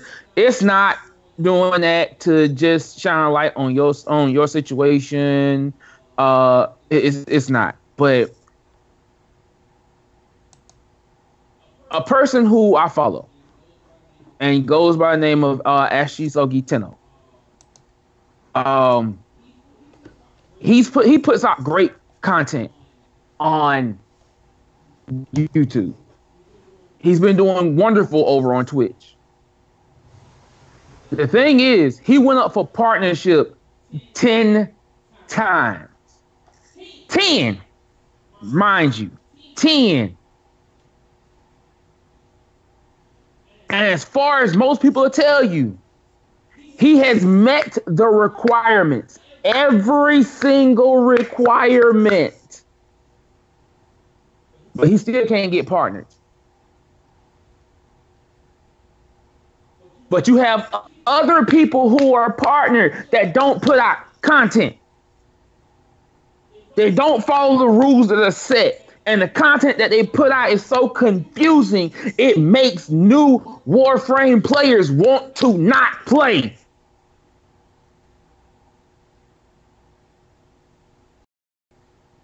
Once again, I ask, what kind of stuff are you looking for when you I say this to all the big companies. What kind of stuff are you looking for when you say you want these partnerships? Once again, D, I'm going to say it, I'm on your ass, because you have a Discord, come to find out, where all of your partnered Warframe players are. And you asking for, hey, what can we bring to this? What can we bring to this game? And they keep screaming at you ideas, but you don't listen. Yet you get upset when you see videos of people saying there is no content, it's a drought. You can't get mad about that. You cannot. Not only that, to some of these other companies out here that have a lot of these beta testers. EA, I'm on YouTube. A lot of your beta testers have told y'all, y'all pay to play method, y'all pay to win method could be a whole lot greater if you would look at certain games that have it, but also have the same kind of tier where you can just go get it. You just work a little bit harder. Now, if your beta testers are telling you and giving you feedback, once again, I say, why are you not listening? This leads me to say this. Companies, you want the best quality game. You want people to buy your game. You're coming to the era where your name ain't gonna sell the game alone no more. It used to be there because you used to put out top quality. Now, when you put out bullshit, you think, oh, everybody's just gonna accept it. Nah. Coming back away from that just a minute.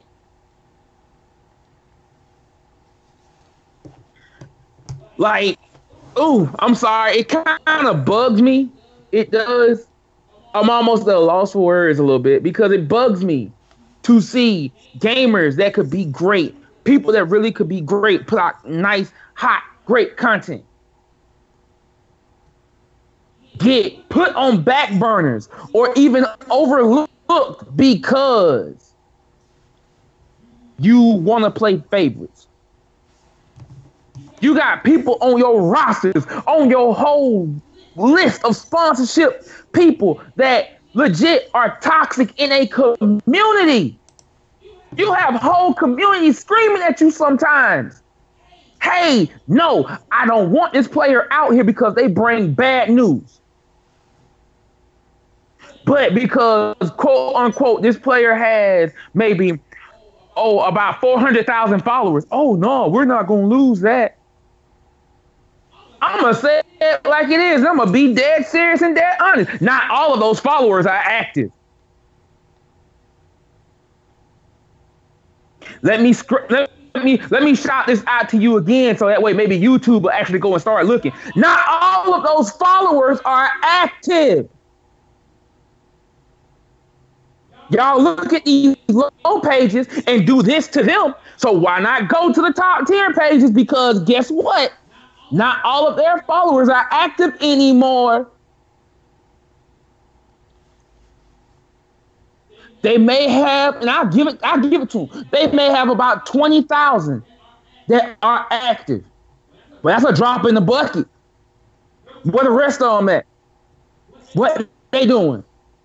Not paying attention because they don't get no notifications. Just watching regular videos because, oh, look, I was following this person beforehand, but I don't see nothing now, so I really don't care. But you still giving them credit for it. That's what I call that bullshit. That ain't fair to smaller channels. Matter of fact, I'll use us as an example.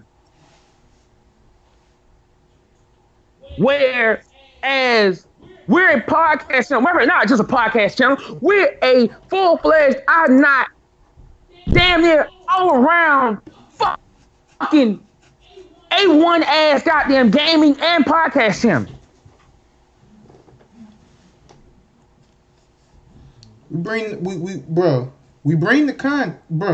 it to you. We bring this shit to you. And if we don't, we have reason as to why we don't bring it to you. Charles, you mind if I say something real quick? Go ahead. Go ahead, man. Go ahead. Cause like I said, this right here kind of makes me heated. It makes me heated a little bit. Okay. So when people look at our channel and they see, holy shit, they have 750 subscribers. Just as what Talos said, all these are not active.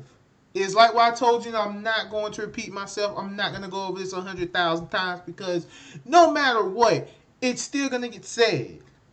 Now, here's the thing. When it comes to partner companies, I don't know why you guys want this image. Like, you want a certain image. Like, as WWE would put it, you want a face for your company. If someone does not fit said face, that person is irrelevant. I don't get that sometimes. And the reason why I don't get it is because, just like how Tal said, okay, look, I get it. Your business, you want revenue. You just want that revenue to keep going. Shout out to accounting class. You want that revenue to fucking increase. You want that to increase. But here's the thing. Don't lose your moral fucking compass over this. I get that you are a business. I do. I get that. But it's one thing you also should understand in a business, and that's called fucking ethics. It's called ethics. You as a business will always deal with either an ethical dilemma or ethical lapse. Ethical dilemma is basically you have a choice to make. And in the words of old lady Genkai from Yu Yu Hakusho, every decision that you make will affect the countless people who care about you. That the same thing goes with the company. Every decision that you make will affect the countless people who work for you, people who are partnering with you, and all that stuff. Don't sit up here and feel like that you are in the ethical dilemma, because you're not. You have the ability to push as many people as you can. You have the ability to put good streamers. I'm going to say it again. You have the ability to put good streamers in our faces, just as you do of your platform. Everywhere you go, you will see a Twitch ad somewhere. Everywhere you go, you will see someone telling you to subscribe to this person. I also hate that YouTube's doing that. Stop throwing big YouTube channels in my face and telling me to go subscribe to these people, because I'm not going to do it. Like, bruh, do you have any idea? Okay, before I block this guy's channel, do you have any idea how many times YouTube tried to throw, hey, go subscribe to Double Four Anime in my face? I'm like, fuck no, I know this guy. I don't want to subscribe to him. I know him. I know the things that he do. I'm not subscribing to him. But yet, you know what he does. He even gets exposed on your platform, and you do nothing about it. Like that irks me, because like I said, you want a face. You want a face for your company. Who is the face of YouTube? Apparently ain't PewDiePie no more, even though he has the most subscribers. Apparently ain't PewDiePie no more. It's probably someone like, I don't know, Liza Koshy, Superwoman, any of them. Don't get me wrong, love them, both dope. But what I'm saying is, give help to your small creators. In fact, make a separate district where the main thing that's focused on is small creators. Do that, because here's the thing. If you want to increase, as my teacher would say, that revenue, you need more people to work for you. You get more people to work for you, the more revenue you get. And like I said, you always want this family-friendly face. That is not going to work, because in slick 2019 terms, a lot of people are getting fucking canceled because of some shit that they say on TV, or some shit that someone found out on the internet and just say, hey, this person's canceled. I don't want his music no more. I don't want their music no more. I don't want to go to their concerts. I will never watch another movie they're in. I don't want to see anything they're a part of. I'm done. This person is canceled. What if that happens to your face? Are you going to help them? Are you going to try to cover it up? No. You just going to say, it's okay. Keep it going. No. You don't do that. Like that's not right. You don't cater to favorites. That's not a good business decision. You're supposed to treat I hate to say it, but you are supposed to treat a business, a good business such as YouTube, Twitch, like a family. Because if you treat it like a family, you want them all to grow. You want them all to get big. But they don't. And that's the problem. Like seriously, as Tal was about to say, us for instance, as he said, we put out gaming, some reactions, and podcasts on this channel like crazy, and they're all live. They're all live. This is not pre-recorded. This is live. This is a live thing. Like, and we using this format because it is the best way to interact with people, to interact with them, and to see how they really feel instead of waiting for you to comment and telling us how you feel. I'd rather you tell us up front how you feel about certain things. That's why this podcast has been made. And there's not enough of this type of podcast on YouTube because people feel like there's nothing to talk about. Because as people would say in this world, everything's okay. Everything's fine. Stop doing that. Everything is not fine. There are problems, and problems need to be addressed. And if that is our calling for this platform, then we will gladly do that shit. Yeah, like y'all, I really just feel that there are a lot of smaller podcasts, y'all,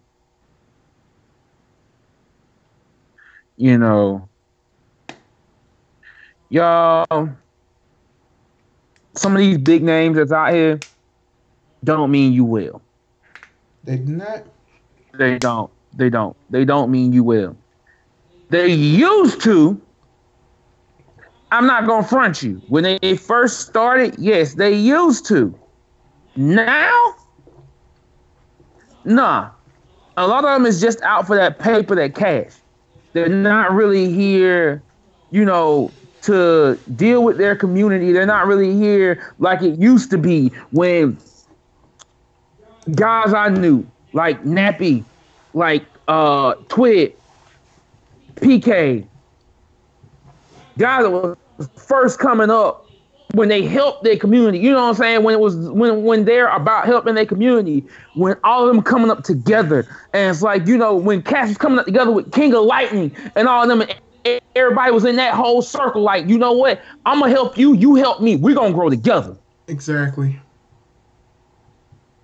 Because I was like, part of that circle. Of that now. But if we have to resurrect it, then motherfucker, we will. We will keep pushing each other as much as we can. Like, in all honesty. Because if we want someone to make it, we have to show it. We have to show our support that, yeah, I believe this person will make it. And by that we mean watching the streams, sharing it out, liking, commenting, subscribing. All of that.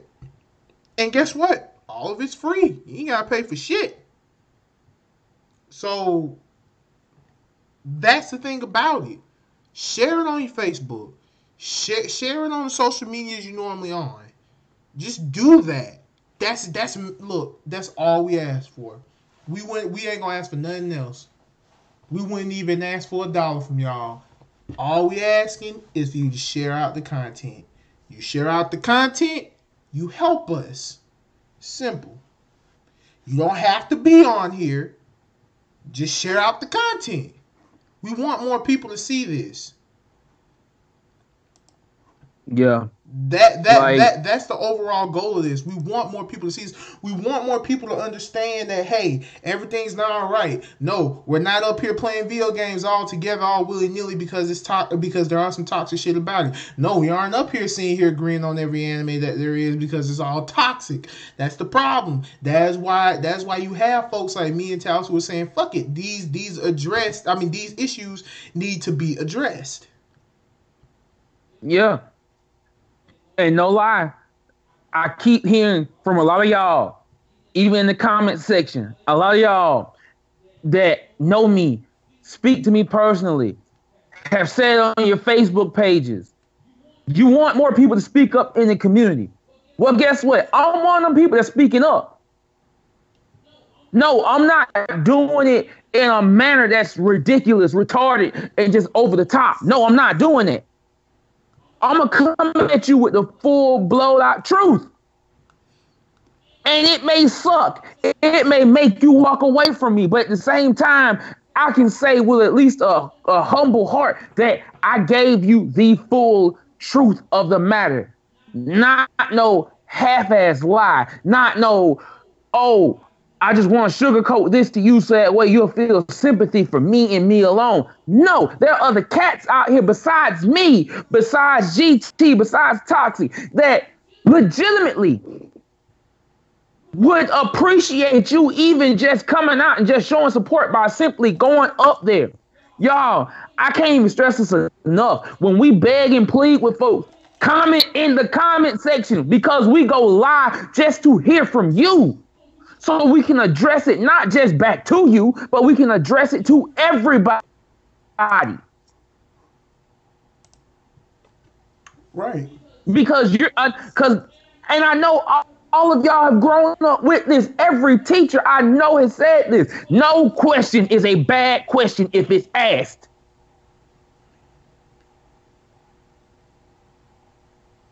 Sometimes asking a question helps another person that may have been scared to ask it. But they have to be serious questions. Yeah, like we want serious questions. We're not talking about just the silliness, the dumbness off the side, you know.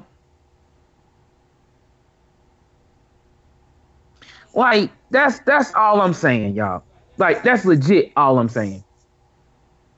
And like I said, reeling it back a little bit because I want to make sure I get this clear to y'all.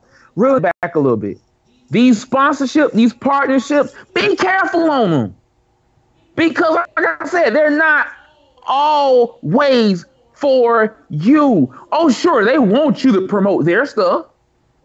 But figure out, are they really helping you? We ain't talking about just the perks of having them. No, we're talking about, are they really helping you? Are they helping your channel grow? Are they helping whatever you want to do grow? Are they helping you grow as a person, getting to where you want to be? Your goals that you set.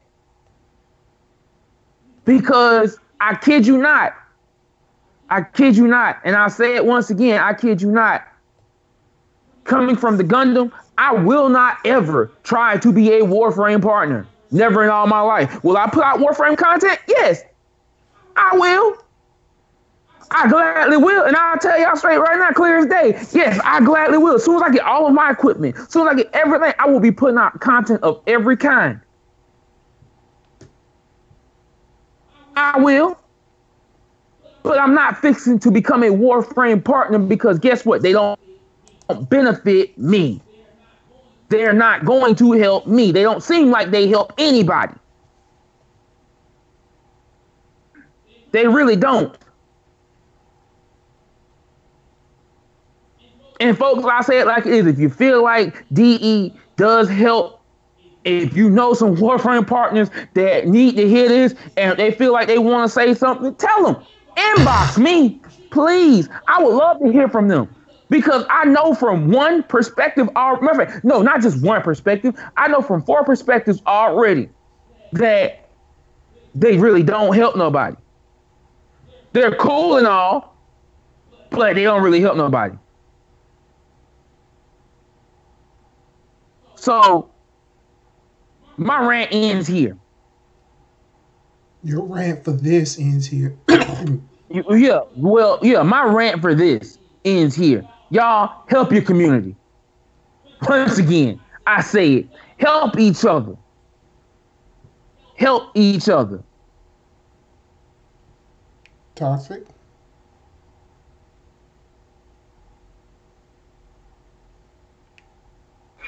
I mean, like, oh my God, sorry.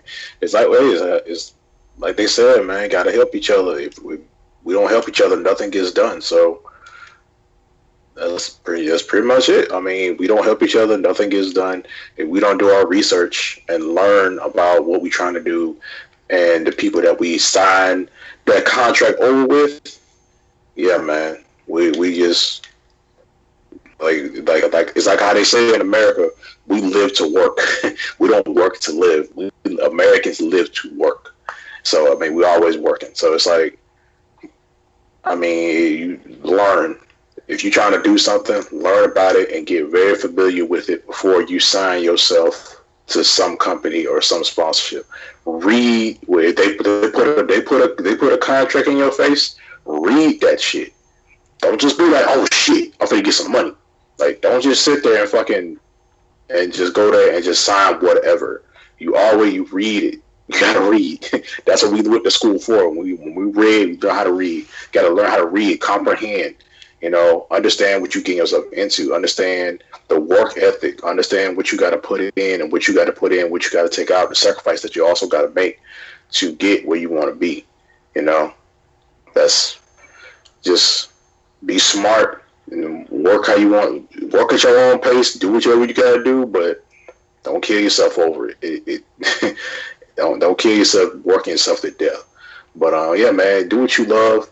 If you love it, keep doing it. If you ain't got the big followers, if you ain't got all that shit, I mean, at the end of the day, all that stuff really don't matter, because as long as you keep doing it, somebody will come watch your stuff. Somebody will come up there and watch you. It's not like you need that, but it's not. You know, it's keep doing it. If you love it, keep doing it, despite if anybody's watching it or not, despite if anybody's sharing it or not. Do what you love to do. But yeah, that's me. All right. So overall, yeah, that's what it be, man. We out here trying to do our best for our own community, for our own nerd community that we generally actually love. Like we love our community. That's why we trying so hard when it comes to this. I mean, yeah, we took a week off because, hey, KH3 was calling all our names, but we back the week after. Hey, we fucking breaking REALMS out here. But anyway, forcing your child into social norms, Talos. Yeah, coming over here real quick. I ain't gonna try to be as loud and everything else because, like, legitimately, the other one got me real hot still, but I'm just saying it, y'all. Pointing this out. My geek gaming nerd community, my community in general, not just black community, not just white community, humankind community. Let me talk to y'all for a second. What the fuck are you doing? Like, legitimately. Let me hit you with the full line real quick. Jesus. What is that? What the fuck is that? Because y'all on some other shit. How, folks, can you sit here and be talking about, oh, I don't like when people force stuff on me, this, that, and the third, but you force stuff on your kids? For those of y'all that think, oh, I'm just finna talk about the parents that be like, oh, the geek and nerd stuff is just, I don't want my kids, and you force your kids away from that. No. I'm not just on your ass. I'm on the ones that force it on their kids. Because it's stupid. Y'all be some of the same parents out here talking about something. And let me get on the geeky side first. Y'all some of the same parents out here talking about some, oh, GTA sucks. I don't want my kids having all that violent shit. But yet you'll hand your child Call of Duty. You'll hand your child Resident Evil with a quickness.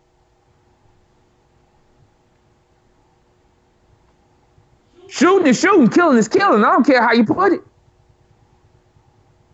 Whether it come from GTA, Resident Evil, or Call of Duty, I don't care how you put it.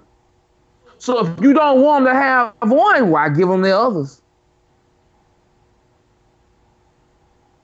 Then you got those parents out there that be like, oh no, my child ain't gonna watch this certain stuff. And what I mean by certain stuff, we're gonna put it in case in point. For those of you that came out of my generation, oh, my child ain't finna watch OKKO. Nah, but they're gonna watch some real cartoons. Why are you forcing your child to just watch old school cartoons? Let them watch what they want to watch. I understand we may not like it, but guess what? They come up with their own stuff. Let them have it. You don't have to watch it, but let them have it if they like it. I understand, people. Yes, You know, y'all feel like, because I come up in an era where certain things lead to certain consequences. It does. It happens all the time. But guess what? It's okay. It's a learning process. We're human.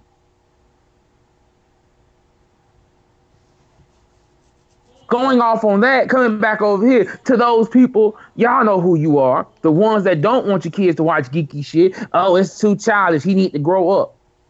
There's a time and a place for that balance. Sometimes you got to let a child be a child. Y'all get mad once again, and we repeat this time and time again. I'm gonna say it once more. You get mad when your child is on some grown shit, getting in trouble in school, but you don't want them to do what a child is supposed to do. That is, go outside, have fun, watch cartoons, play a game or two. But you get mad when your child is already 13, 14, smoking, cussing in the schoolhouse, telling their teachers, you can't tell me shit. You ain't my goddamn parent. This is what you get. Like I said, gaming community, I'm not done with you because y'all ain't no better. Y'all got some of these parents out here forcing their kids to remain in the house. Oh, play a game all day. Here you go. Do this. Do that. These be some of the same parents that get calls from internet providing companies or gaming companies when their child's profile gets banned or their credit card gets blocked because, oh, wait, look, your child was doing inappropriate things on the game.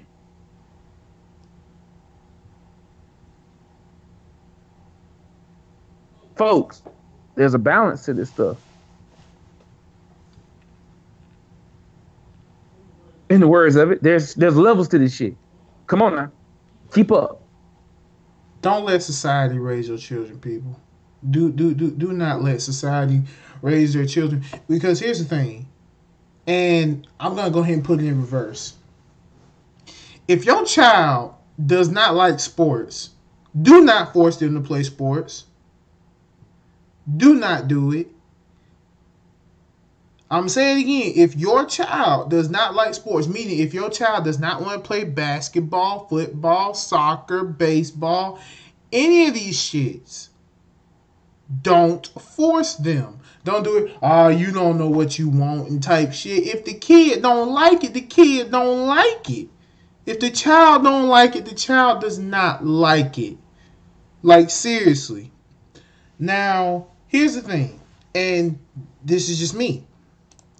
My oldest nephew, love him to death. My oldest nephew apparently got the habit of watching anime from me. Because, now here's the thing. I ain't make him watch it. When he seen it, he's like, this is cool. Sit down, watch it with me. Blam, bonding. Now, here's the problem. When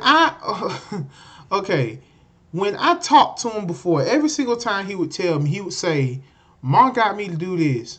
I said, okay, do you want to do it? He was like, no, I don't enjoy it. I'm like, you need to tell her. She doesn't listen. Okay. He come up to me again. She got me doing this. Do you want to do it? No. I said, you know what? What do you want to do? I want to draw. Then draw. Don't let it stop you. Apparently, it finally got to his mama because he got himself a little art set for Christmas. Showed it to me and everything. So here's the thing, people. Don't sit up here and have this whole thing of, oh, my child don't know what he wants. I know what's best for them. Granted, at a certain level, you do know what's best for them. But when they finally get that sound mind, when they finally get that peace of mind, when they finally go to school and experience stuff that they never experienced until they ran to a certain student or ran to a certain figure, and it was like, oh, you've introduced me to this, I want to try it. Because most children, they're very, okay, Okay, basically, it's not peer pressure. It's mainly whenever they get introduced to new stuff, they try it out. They don't like it. They don't have to like it. They're impressionable. Say again, Toxic. They're impressionable. Impressionable. There you go. Impressionable. That's what I'm looking for. Yeah, like kids are very impressionable.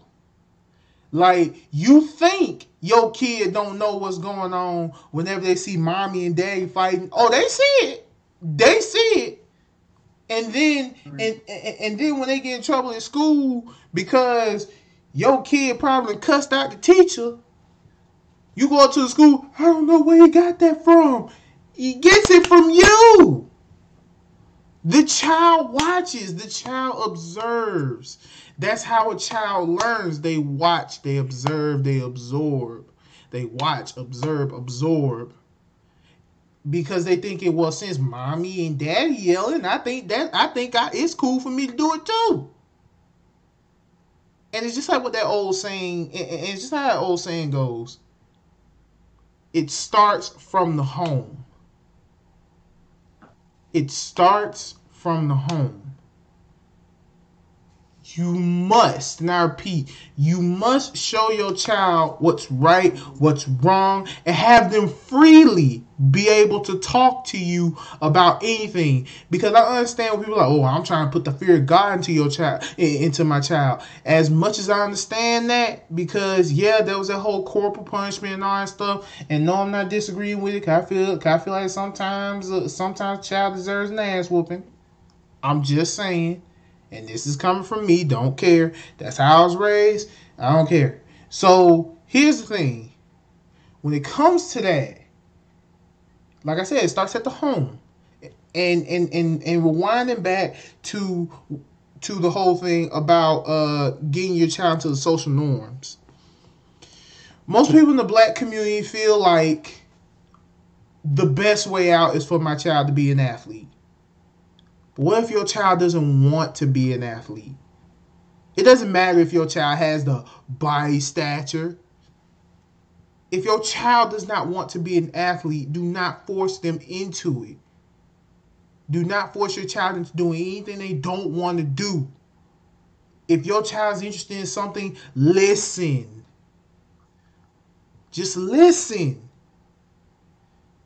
I'm not telling people how to raise their kids. I'm literally ain't doing nothing but just giving you common sense. Because this is all it is. It's just common sense. It's just common sense. Just listen. That's all the majority of people have to do in these days. Just listen. Toxic, you got anything you want to say, bro?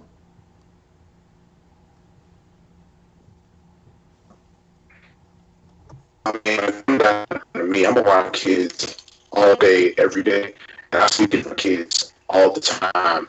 And like we saw earlier, when my kids came to my podcast, I don't know how he found us, but yeah, when my kids came to my podcast, and this kid, he got stuff, he likes everything that we like. You know, he likes the stuff that we like. He likes anime. He likes anime. He likes DC. He likes Marvel. He likes all that stuff. He asks me questions all day, every day, and I'm willing to give him the answers.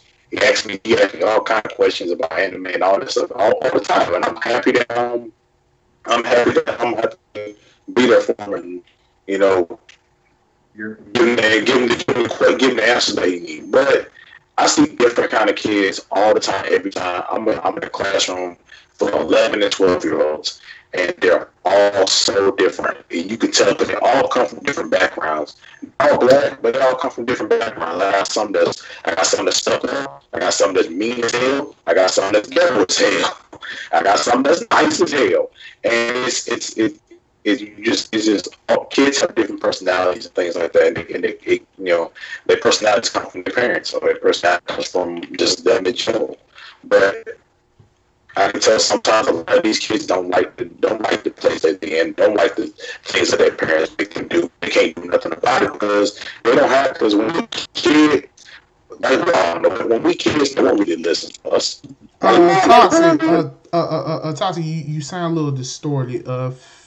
Fix whatever it is. Yeah, you can. I don't know. we move some. But yeah, like I don't know my charger. But yeah, like, when we kid, when you a kid and you just you got stuff like we really. None of the folks really didn't listen to us like that. I mean, unless it was absolutely necessary, our folks really didn't listen to us like that. I played sports growing up. I played football. I played basketball, and I didn't really like them because as I'm just being real, as a young black man, that's kind of expected of you. It's expected of you to be like something to be like in some type of sport or in some type of program or in anything. Like it's expected of you to be in a sport. Mostly sports, but it's expected of you to be in a sport. So I only did that stuff because I wasn't forced. I only did it because that's what my folks wanted me to do. So that's the only thing I did. And yeah, I mean, there were times where I did enjoy it. There were times where I did enjoy it, but yeah, I mean, a lot of times kids don't like when they get forced to do something, especially when it comes down to like, a whole thing that they don't want to do. But at the same time, we kids, and no one really listens. When you're a kid, no one really listens to you. So when you force them to try to do something they don't want to do, they kind of grow up to resent you to a degree. And when they finally do something that they want to do, they kind of it's something that you probably aren't gonna like, and y'all might probably end up having a rocky relationship as they get older. I'm around different kids all day, every day, and I see this. I see this all the time. Where I got kids that play basketball. I got a lot of kids that play basketball, play football for a team.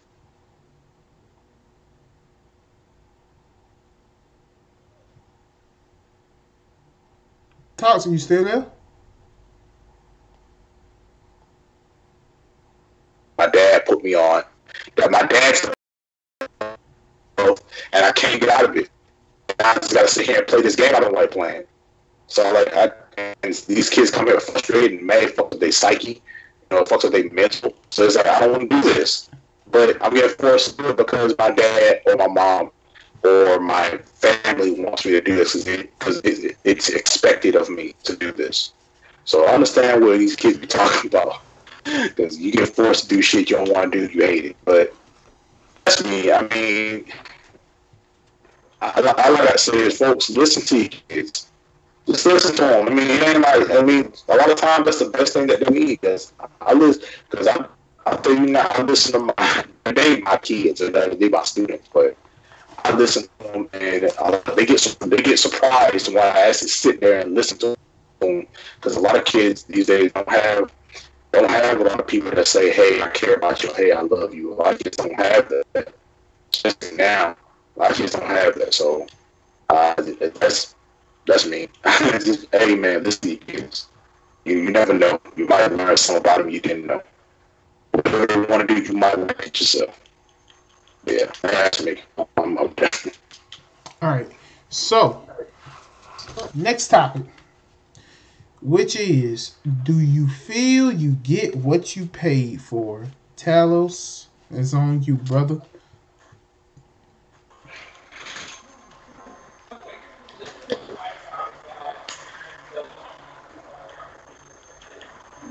Talos, we can't hear you through Skype for some reason, sir. Your mic ain't working.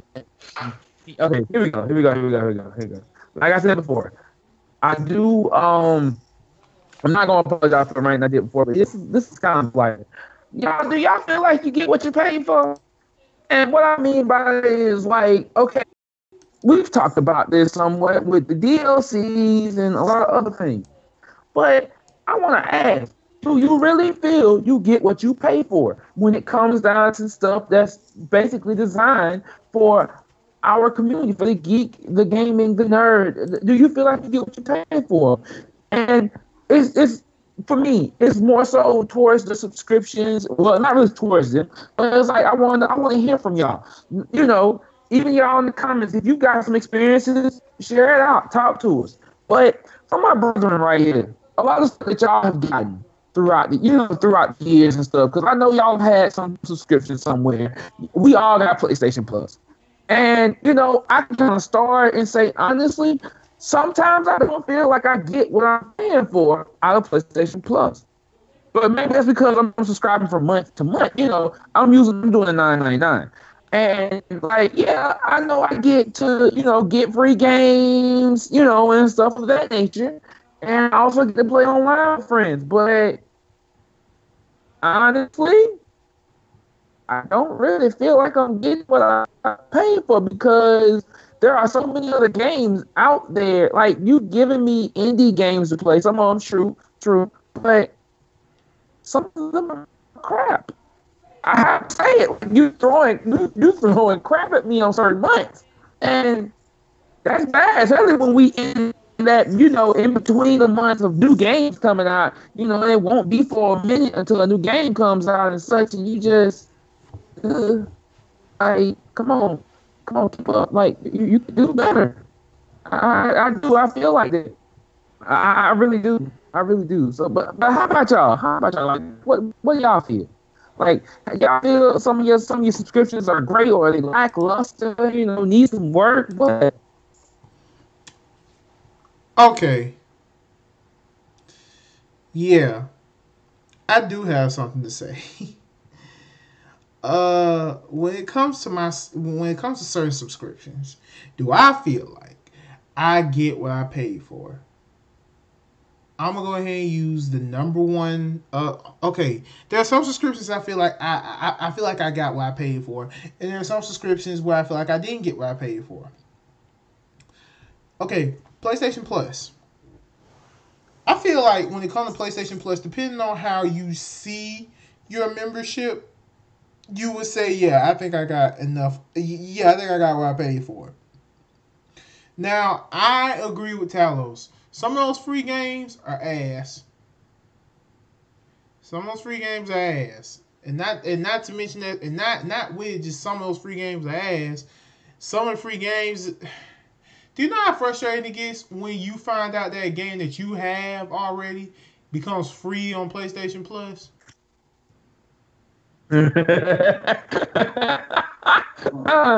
Oh Jesus, yes. like, do you have an idea the level of frustration that you get when you find out that a game that you paid full price for is now free on PlayStation Plus? That's a damn shame. And why do we need PlayStation Plus to play online with our friends? I don't get that. Why do we need that?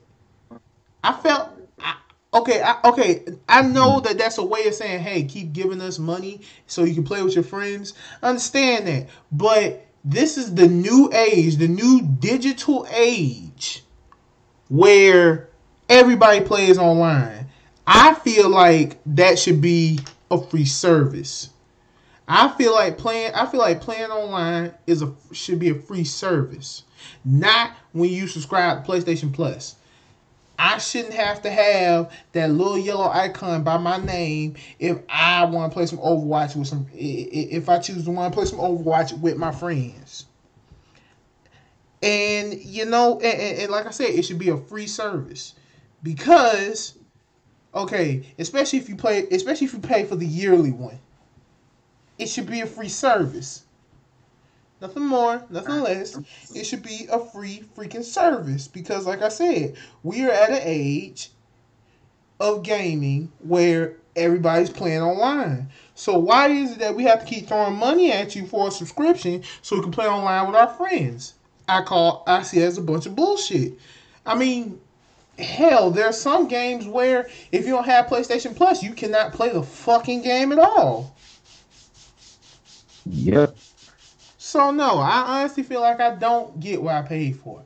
Another subscription I have, and I hate to put this motherfucker out here, Verve. Ooh Lord, Verve. Verve, I was on you like a fat kid on cake when I first heard about you.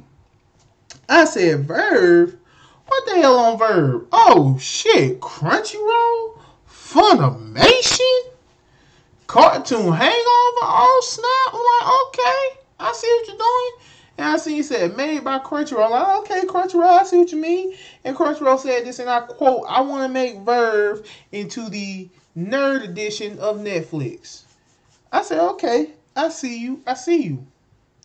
Yeah, Verve was the baby of Crunchyroll. But you might as well say baby daddy got the hell on. And what I mean by baby daddy got the hell on, I mean Funimation dipped. Funimation said, I'm leaving you and I'm going to Hulu.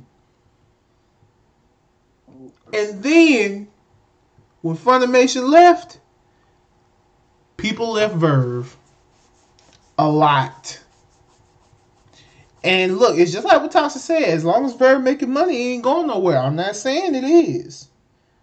What I'm saying is, it got less credibility after Funimation left. You didn't have those same people on Verve who were like, oh shit, I get to watch this.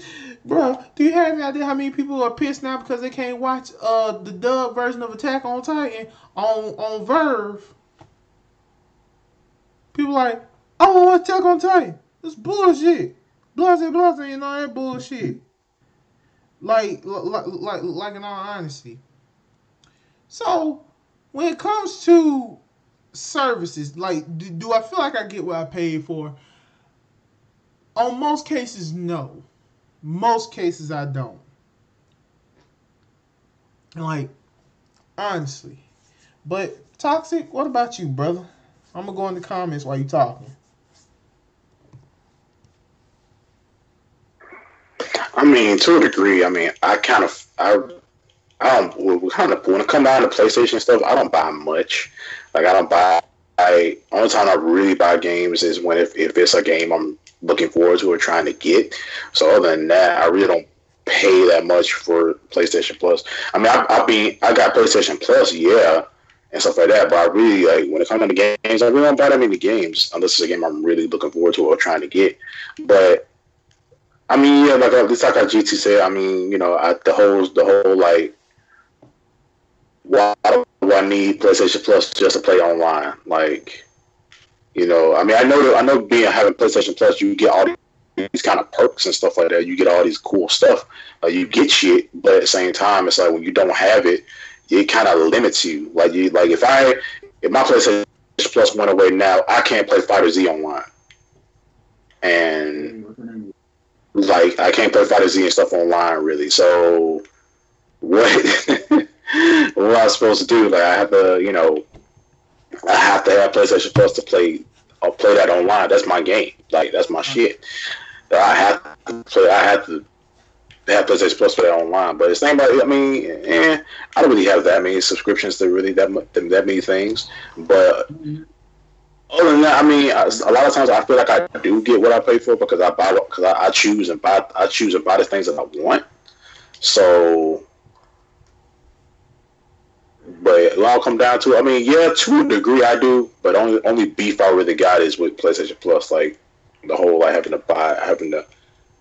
I'm so if I don't have this, I'm like super limited and I can't do things that I really, really want to do, and it kind of takes away the fun of playing games, especially when you're trying to play something online with your friends, but I can't because like my PlayStation Plus is over. Like that's my shit.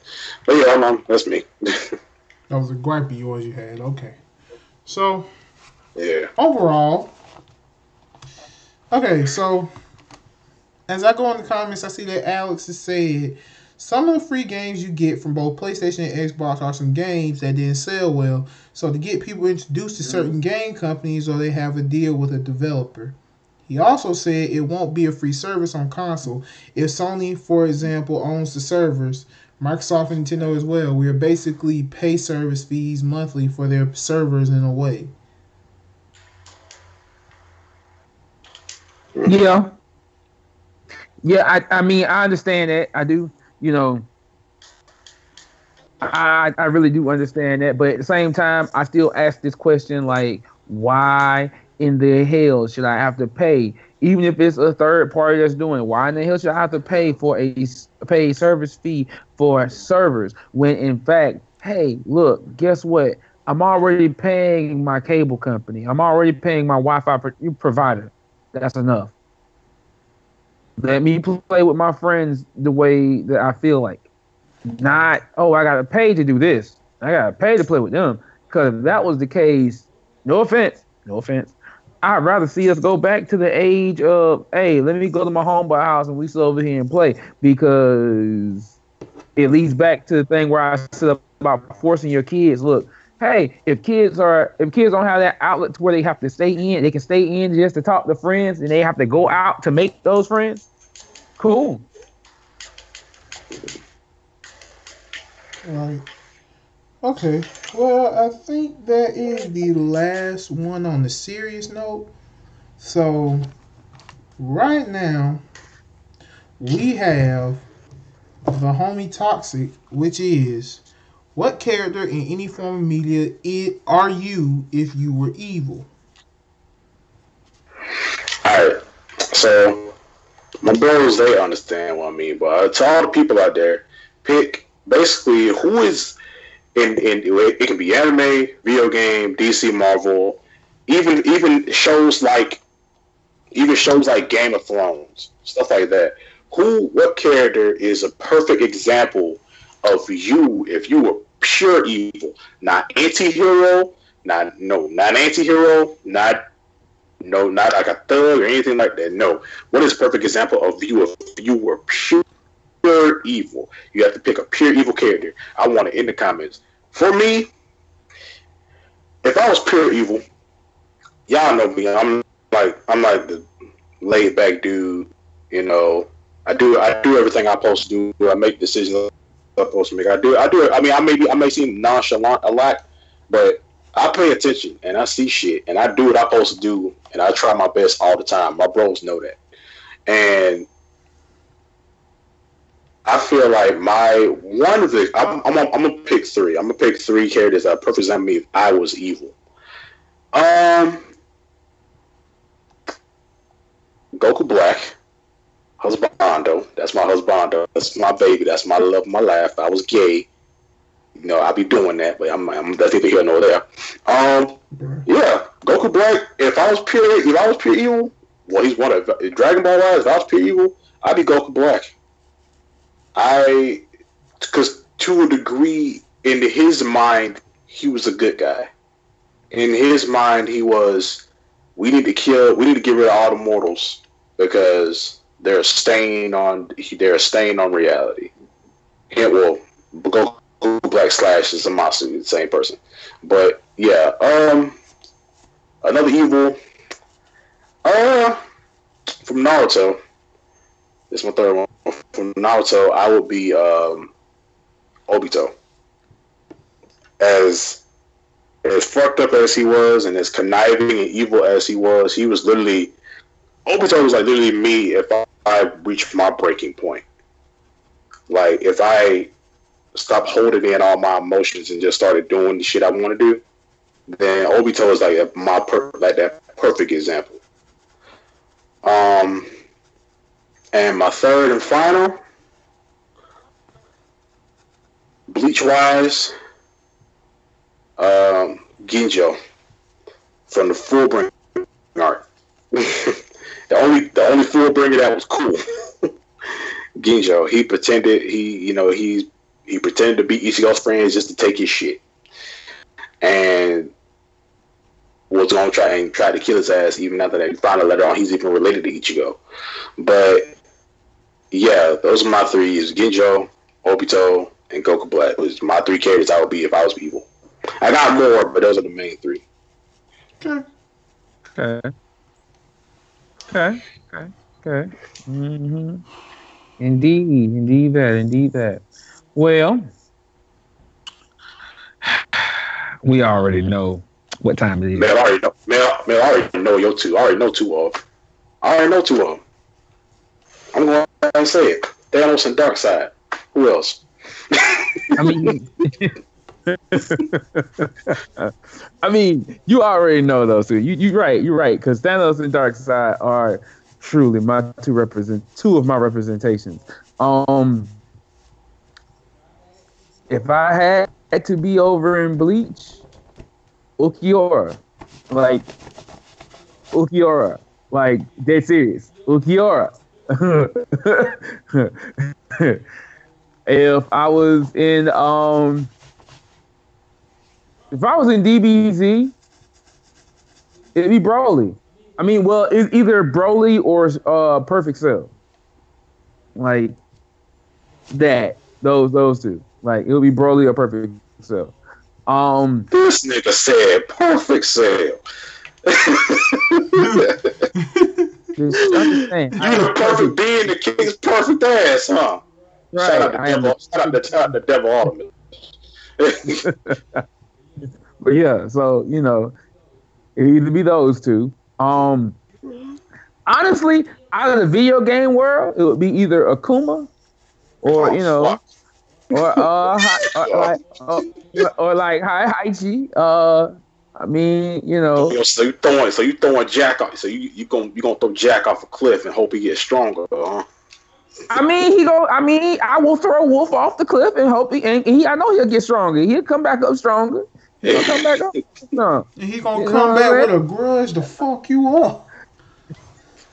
Hey, I'm about to kill you, nigga. You finna die. You know, that's me. That's me on those aspects. Dead serious. Oh, hold up though. No, dead serious.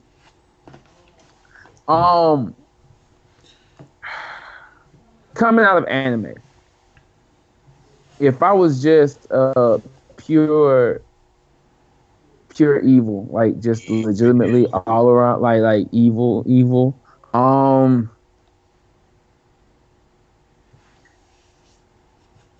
I would honestly have to be I have to be anti-spiral. The anti-spiral. Fuck you. Alright. I mean, look, we going on evil, okay? I mean, you know what I'm saying? Like, we going on evil. We going on evil. So, you know what I'm saying? Like, you know, we going on evil. And Alex, I have to agree with you. You know, I have to go and be Char. You know, I have to be Char now. I ain't gonna front you. Char, you know, coming out of my own realm, you know, Char is that guy. So, yeah. Like, I ain't gonna go down easy. I can't do it. I can't do it.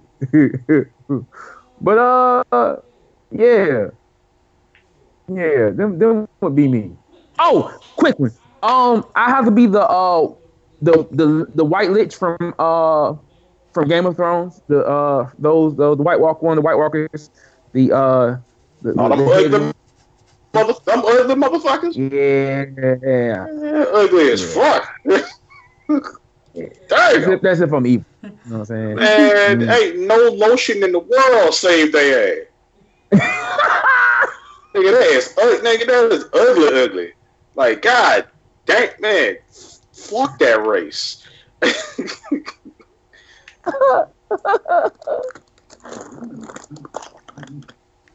Okay. All right. Alright, big fella, do you do? Well, do what it do. Well, you already know in Bleach it's Aizen. That ain't going no goddamn well. Hey, Kyokai, guess how you doing over there? Quick side note: he has Kyokai Sengetsu. Yes, I do. Yes. Live, like actual katana of it. Yes, I fucking do. I'm looking at it proudly. Another character. Most people ain't gonna know who this is, but I feel like I can do it because when it comes to strategizing, when you keep that calm head, not to mention when you get serious, fucking Johann Liebert from fucking Monster. Mm-hmm.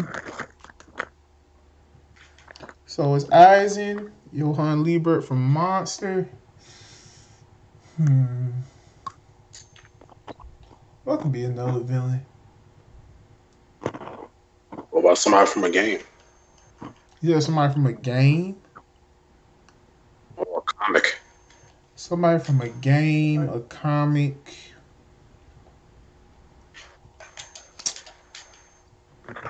Huh. Oh, I know you probably got one, GT. I'm thinking. All the hack and slash games that you in. Yeah, but think about it. Yeah. But think about the hack and slash games is I don't like any of the villains. I have to find the villain I relate to. That's the thing about it. Like that's the thing about I have to find the villain I relate to. I have to find the villain I relate to. Other than that, like yeah, I play a lot of hack and slash games, but bro, when I have to go up against a villainous motherfucker, I go in it for blood. I don't like, oh shit, I fucks with it. No, I'm fully full on. Fuck you, nigga. Fuck you. We got. God damn. God damn. Oh, Doc, I'm fuck that. And y'all say I'm bad when it comes down to certain stuff, and I start to rage out. Okay, cool.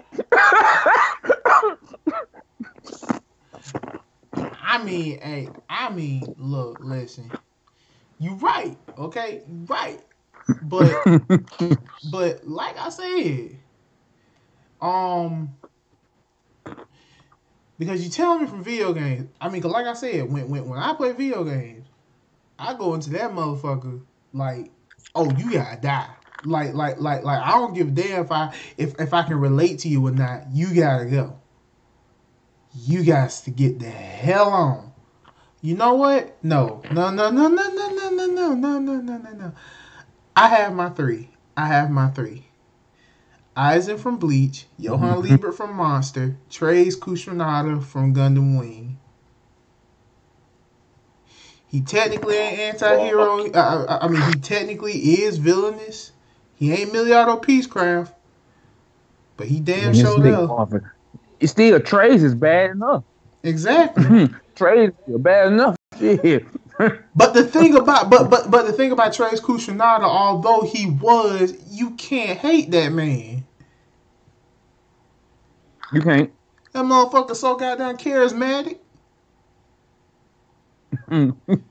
You cannot hate that man. He don't lose not damn bit of when he don't lose not damn bit of when he having you killed. He don't. Exactly like shit. Well, I mean, I feel like. Well, I also feel like I can relate to not Keith Black from Project Arms. Yeah. Oh, so we said from everywhere real quick. Everywhere. Yeah. If I just got to be, if I got to be evil. Yeah. Kamen Rider Chronicle.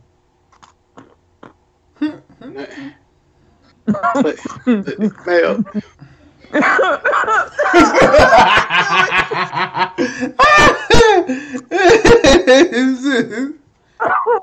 So you wanna, but fine.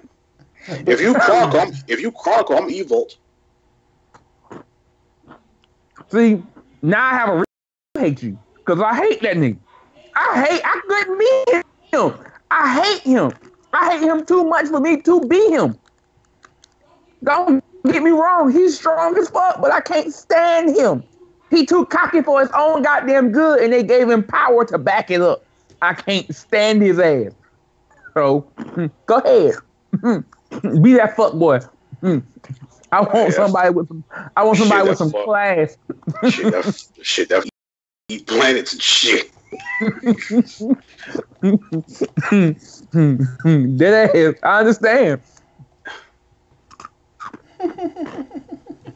Hell, I'm starting to hate goddamn white walls. Shit, fuck that. Bro, white walls pissing me off, boy. I'm starting to hate his ass. But I would never, but I would never get over that part where he fucking backhand slapped Gaze. That shit is still funny. Bro, I wanted you to see that scene so bad. I said, the bros got to see this part. They got to. I was like, I mean, freaking Gaze about to get ready to hit you. Was like, no. He backhanded. He was like, I was like, God damn. And nigga was on. And Gaze was on the ground. For the longest. Gaze got slapped so hard. He got slapped so hard.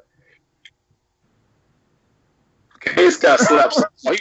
You know, you ever got hit by something and you ask the question, did I just get slapped? That's what Gaze did. Yo, white was pissed me I off. swear. I'm like, bro, somebody stop We thought this nigga gonna be cool, but he cool, man. But damn, he's annoying. White Waz is annoying. I like the old Waz better, even though he don't have a transformation. I like the old Waz better. Never mind. Yeah, we shall not spoil anything on him. Not for that. I'll say that for another day. I did a video about it. Black Waz still the home. But anyway, well, yeah. Those would be the three villains that we would choose, and right after we are now on number 9, which is name your 3 mentors who you want to teach you in physical, psychological, and balance or spiritual. All right, so my 3. The person I would ask train me in fighting, just regular fighting, would be the father of Naruto Uzumaki. Minato. I would love to be trained by the mighty and powerful Yellow Flash. If I was trained by him, I would make sure that I wouldn't completely take his style, but I'll take his style and make it my damn own, and I'll be a motherfucking god. But next person I would get to train me in mental. What? I would probably get trained by Piccolo. Piccolo would probably no, you know what? No, I'll get Piccolo trained me in balance.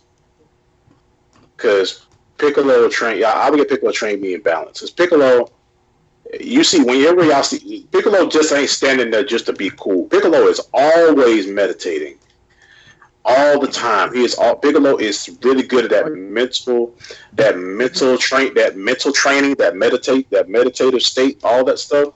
Piccolo is really good at that. Like I would love to be trained by Piccolo. If you got a strong mind and a strong body, you are a force to be reckoned with, and you are non-susceptible to tricks. You're not susceptible to tricks. Your mind is stronger and stuff like that. So, I would love to be trained by Piccolo. And next, I would also like to be trained.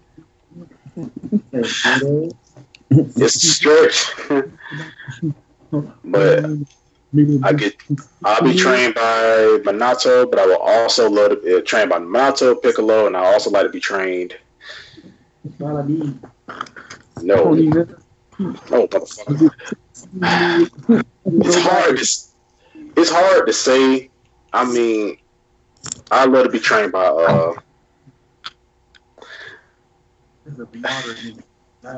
love to be trained. No, I love to be trained by Madara. Why you want to be trained by my teacher? That's all I want to know. So my Madara is my nigga. You stay over there with Itachi. Madara is my nigga. But I would love to be trained. I would love to be trained by Madara. Give me the mighty and powerful Madara Uchiha, and I'm good. But yeah, that's my 3. Your 3? Okay. Well, you know what? I have my 3 too. I have my teachers.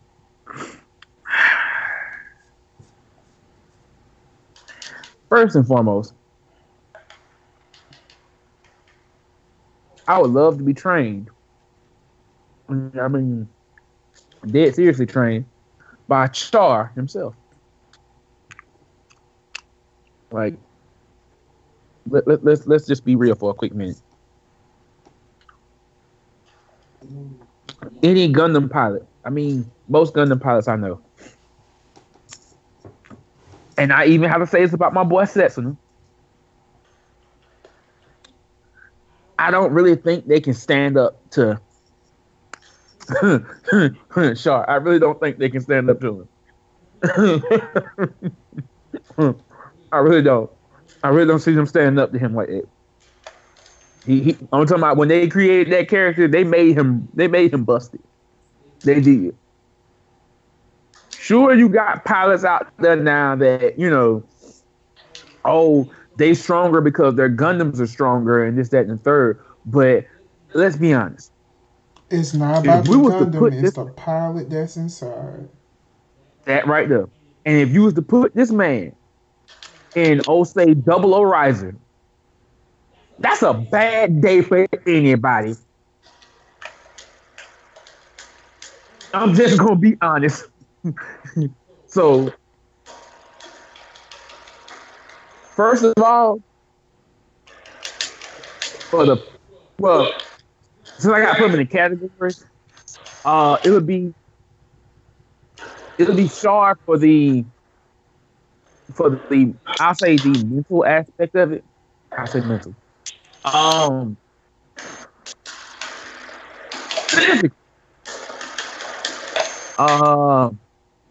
Let's see.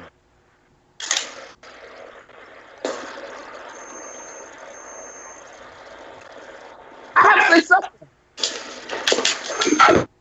I knew Seth was in there. I knew Seth was coming. Fuck Seth. I mean, Seth is that guy. So, Seth is that guy. Like, I don't even need to say why Seth would be my teacher for as far as physical aspect. His work speaks for himself. KH1 and KH2 included. So, shit. I mean, legitimately, what man has walked out of every death battle that he's been in and won? Not only that, but it's being said, and I hate to do this to you, GT, but I'm just gonna be real. It's being said that Aizen can't touch him. Not one bit. Who, Batman? No, Sephiroth. Oh, Sephiroth? I mean, that's. Say Aizen can't touch him. Wait, Aizen can't touch Sephiroth? Can't touch him one bit. Okay, what the fuck you got to do with me? I mean, hey, they're both tactical. Well, Sephiroth has a power thing over him, but Aizen Slick can outsmart anybody. Outsmart the whole Soul Society. But yeah. Besides them two, the last one for spiritual, balance. Well, for balance, honestly,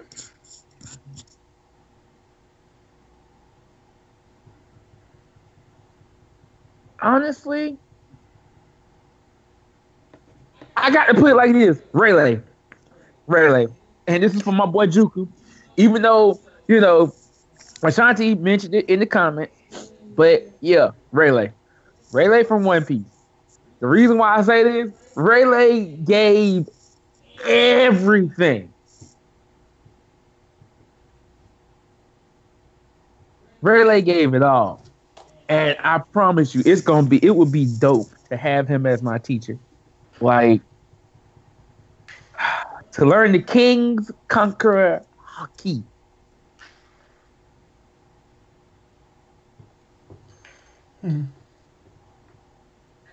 Whew. Yes. All right, let me see. Physical. Well, I want physical. What mentor would want me to train me in physical combat? I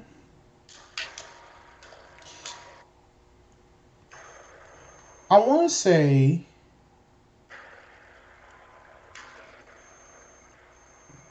Wait, does it have to be a mentor actually, or it can be anybody? I just went through and chose It's anybody. Oh, it's anybody. Okay. Yeah. I mean, mentally, I want Itachi, and the reason why I want Itachi is because you gotta have some kind of mental power to break out of a jutsu that brought you back to life, and you can now control your own damn self again. You gotta have some. You gotta have some mental about that shit. So I want that. In spirit, I want Urahara to teach me. I mean, hey, Soul Reapers and whatnot. Mm-hmm. Yeah, because, spirit balance. Yeah, I want Urahara to teach me. And I don't want that half-ass training like he did with Ichigo in the beginning. You gotta show me the ins and outs of this shit, guy. But physically, if I would have to be honest, I'm probably gonna go to the DBZ route and go with Hit.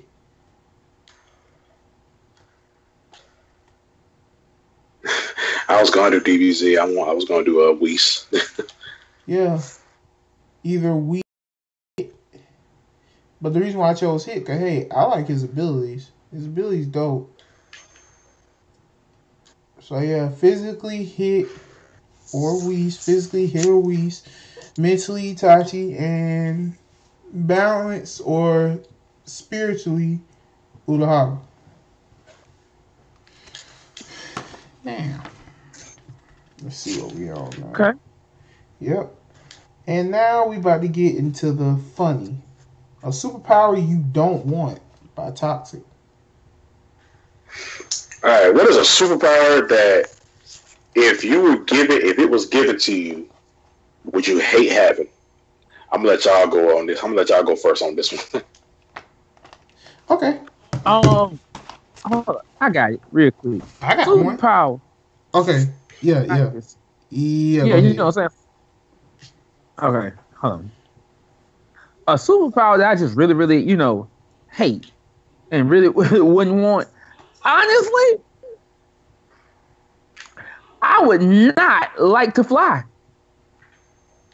I don't want flight. I don't want flight. And the reason why I say this is because flight's so fucking played out. Oh, sure, I can fly anywhere and everywhere I want to go.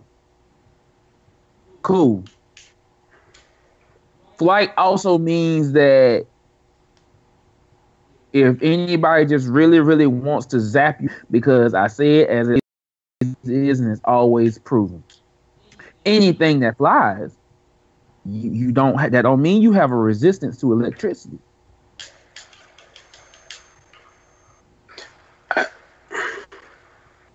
This thing, I'm sorry, it's always been proven. I don't care if you're made of rock, ground, whatever. Unless you physically have another ability that says, and I quote, I can absorb electricity, you are not immune to being struck down from the sky by all things mannerisms of thunder and lightning.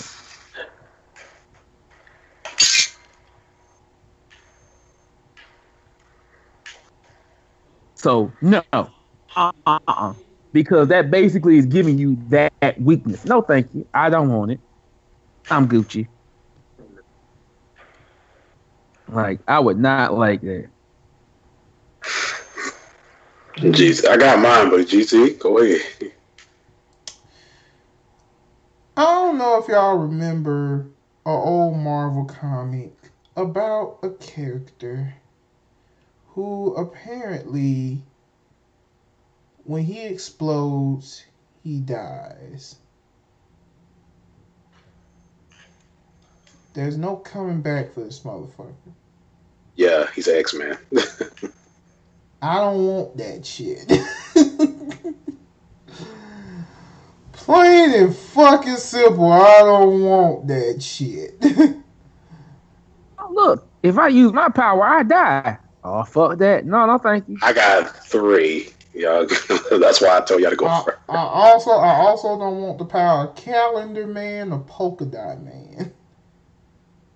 Hey, Polka Dot Man, his shit's scary because he can travel in and out through other dimensions and shit, and sometimes he gets stuck. Yeah, you get stuck. Why would I Yeah. want that? he can't fully control it. Goddamn polka dots everywhere. And he's Oh, look. he's a Spider-Man villain. Like I said, polka dots everywhere. Oh, look, I'm going to cause you epilepsy. Seeing spots now? Fuck that. No. Oh, Jesus. Man, shit. Alright. I'm like, hell no. Okay, for my Marvel fans out there, you know who Black Bolt is, right? He is one of the Inhumans. They're basically mutants that live on another planet. If he talks, shit blows up. Like if he whispers, his whisper is basically a nuclear bomb. Him whispering is a nuclear bomb. You know what a nuclear bomb is, right? It's just big, real big. That's a big ass explosion. I don't want that power. I want to be able to talk and express my damn self. I'm quiet, but I don't want to be that quiet, right? And it's not just talking. It's humming. It's any sound you make with your mouth. He could yawn and blow up. He could yawn and blow up this whole solar system. He can't say, shit blows up. No, I do not want Black Bolt's power. Second, I don't want any power that deals with me reading minds. I don't want telekinesis. I don't want telepathy. I don't want anything that deals with me hearing other people's thoughts. Because that shit can be very sad. I mean, yeah, it's cool. It's cool when you want to know what someone's thinking, so you know what to say to them. And it's cool for finding out if someone's lying to you or not, stuff like that. It got its perks. But normally with abilities like that, you cannot turn them off. Yeah, can't turn. I mean, yeah, you can control it to the point where it don't bother you, but you can't turn it off. It's always working. And my number 3, I don't want to be super strong. I mean, it's cool and everything, but I don't want to be super strong. I don't want to be, because I'm a hugger. I like hugging niggas. These niggas know. Except Charles, I don't hug him like that. But You got love. I'll hug you when the podcast is over. But I don't want to be super strong. But because let's say I finally see my girlfriend. I've been trying to see this girl for at least about almost 2 years now. And when I finally go see her, I'm gonna hug her, and I'm gonna hug her tight. And if I had super strength, I'd probably kill that woman. So no, I don't want super strength.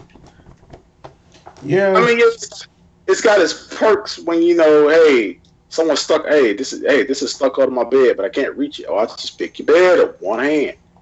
Or hey, my car is stuck in the mud over here. I just push it out. It's got its perks, but you can't turn that shit off. You gotta learn how to control. I mean, that's with any superpower. Any superpower is like I gotta learn how to use it so it benefits me. But I don't want super strength.